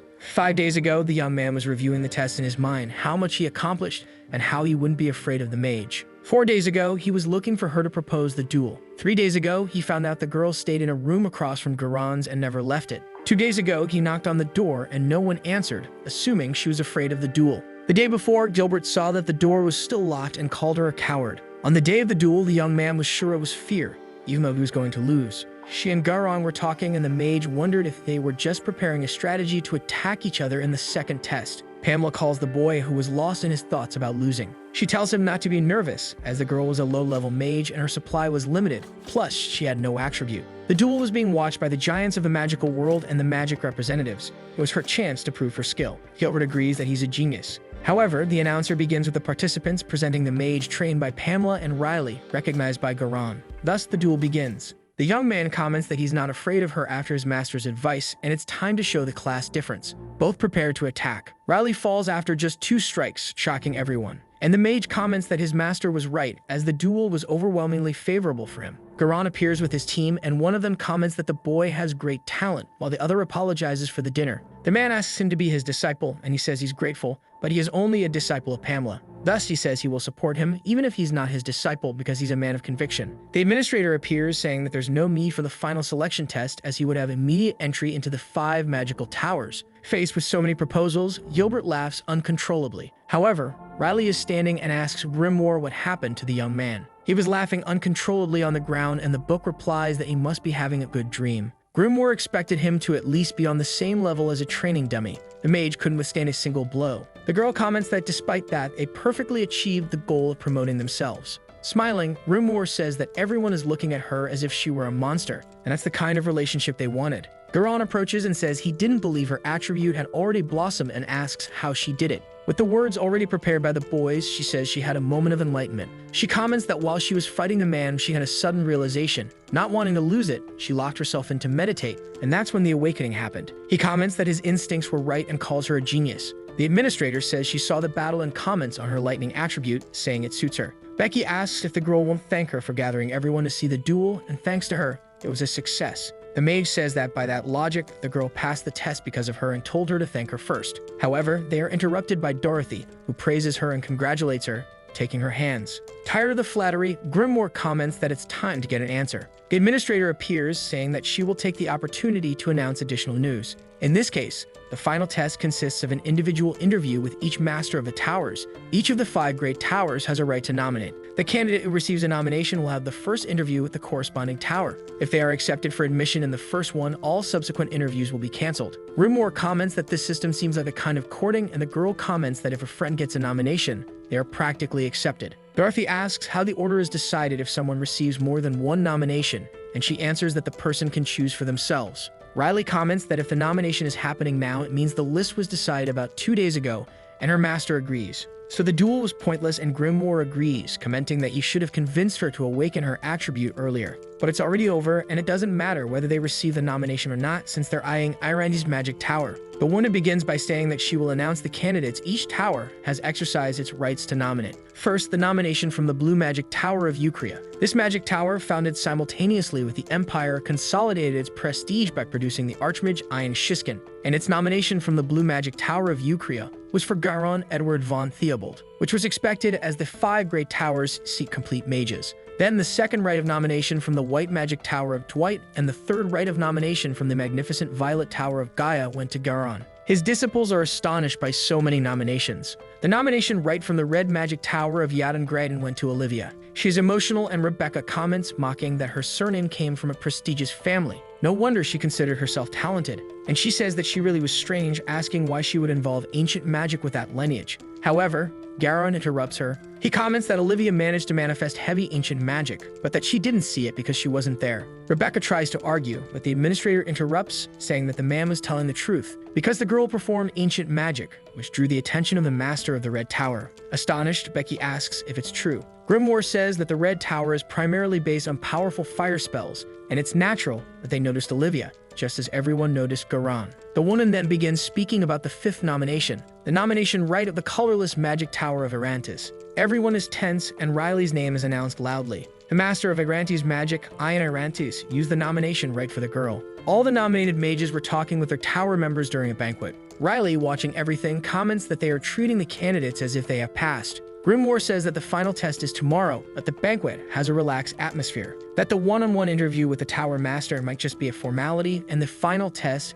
might not actually be the test. Rebecca appears drunk beside them, asking if the girl has spoken with the officials, and she replies that not much. She comments that the Eucria Tower was the best, but the other towers avoid it. But after what she did, no one liked her, and when asked what she did, she commented if she didn't already know. Before she could say more, Garon appears to interrupt them. He asks Becky if she will go to the Eucria Tower, and she replies that she's following in her mother's footsteps. The girl's mother was a well-known alchemist affiliated with the Eucria Tower. The girl asks her if she will go there to be with her mother, and she says they can't work together. Riley asks why, and the girl replies that her mother passed away 11 years ago. She mocks the girl, saying that now is the time to apologize, as a protected one she wouldn't know. And leaving everyone at the table shocked, the girl responds that she also lost her entire family. Apologizing, Becky drinks all her wine. To lighten the mood, she comments that she used to frequent the tower when she was young and got close to the mistress, even calling her aunt. Riley asks if it was really appropriate to call her aunt, and the girl responds that it wouldn't be a problem. She says she stayed at the annex with her during the entire test.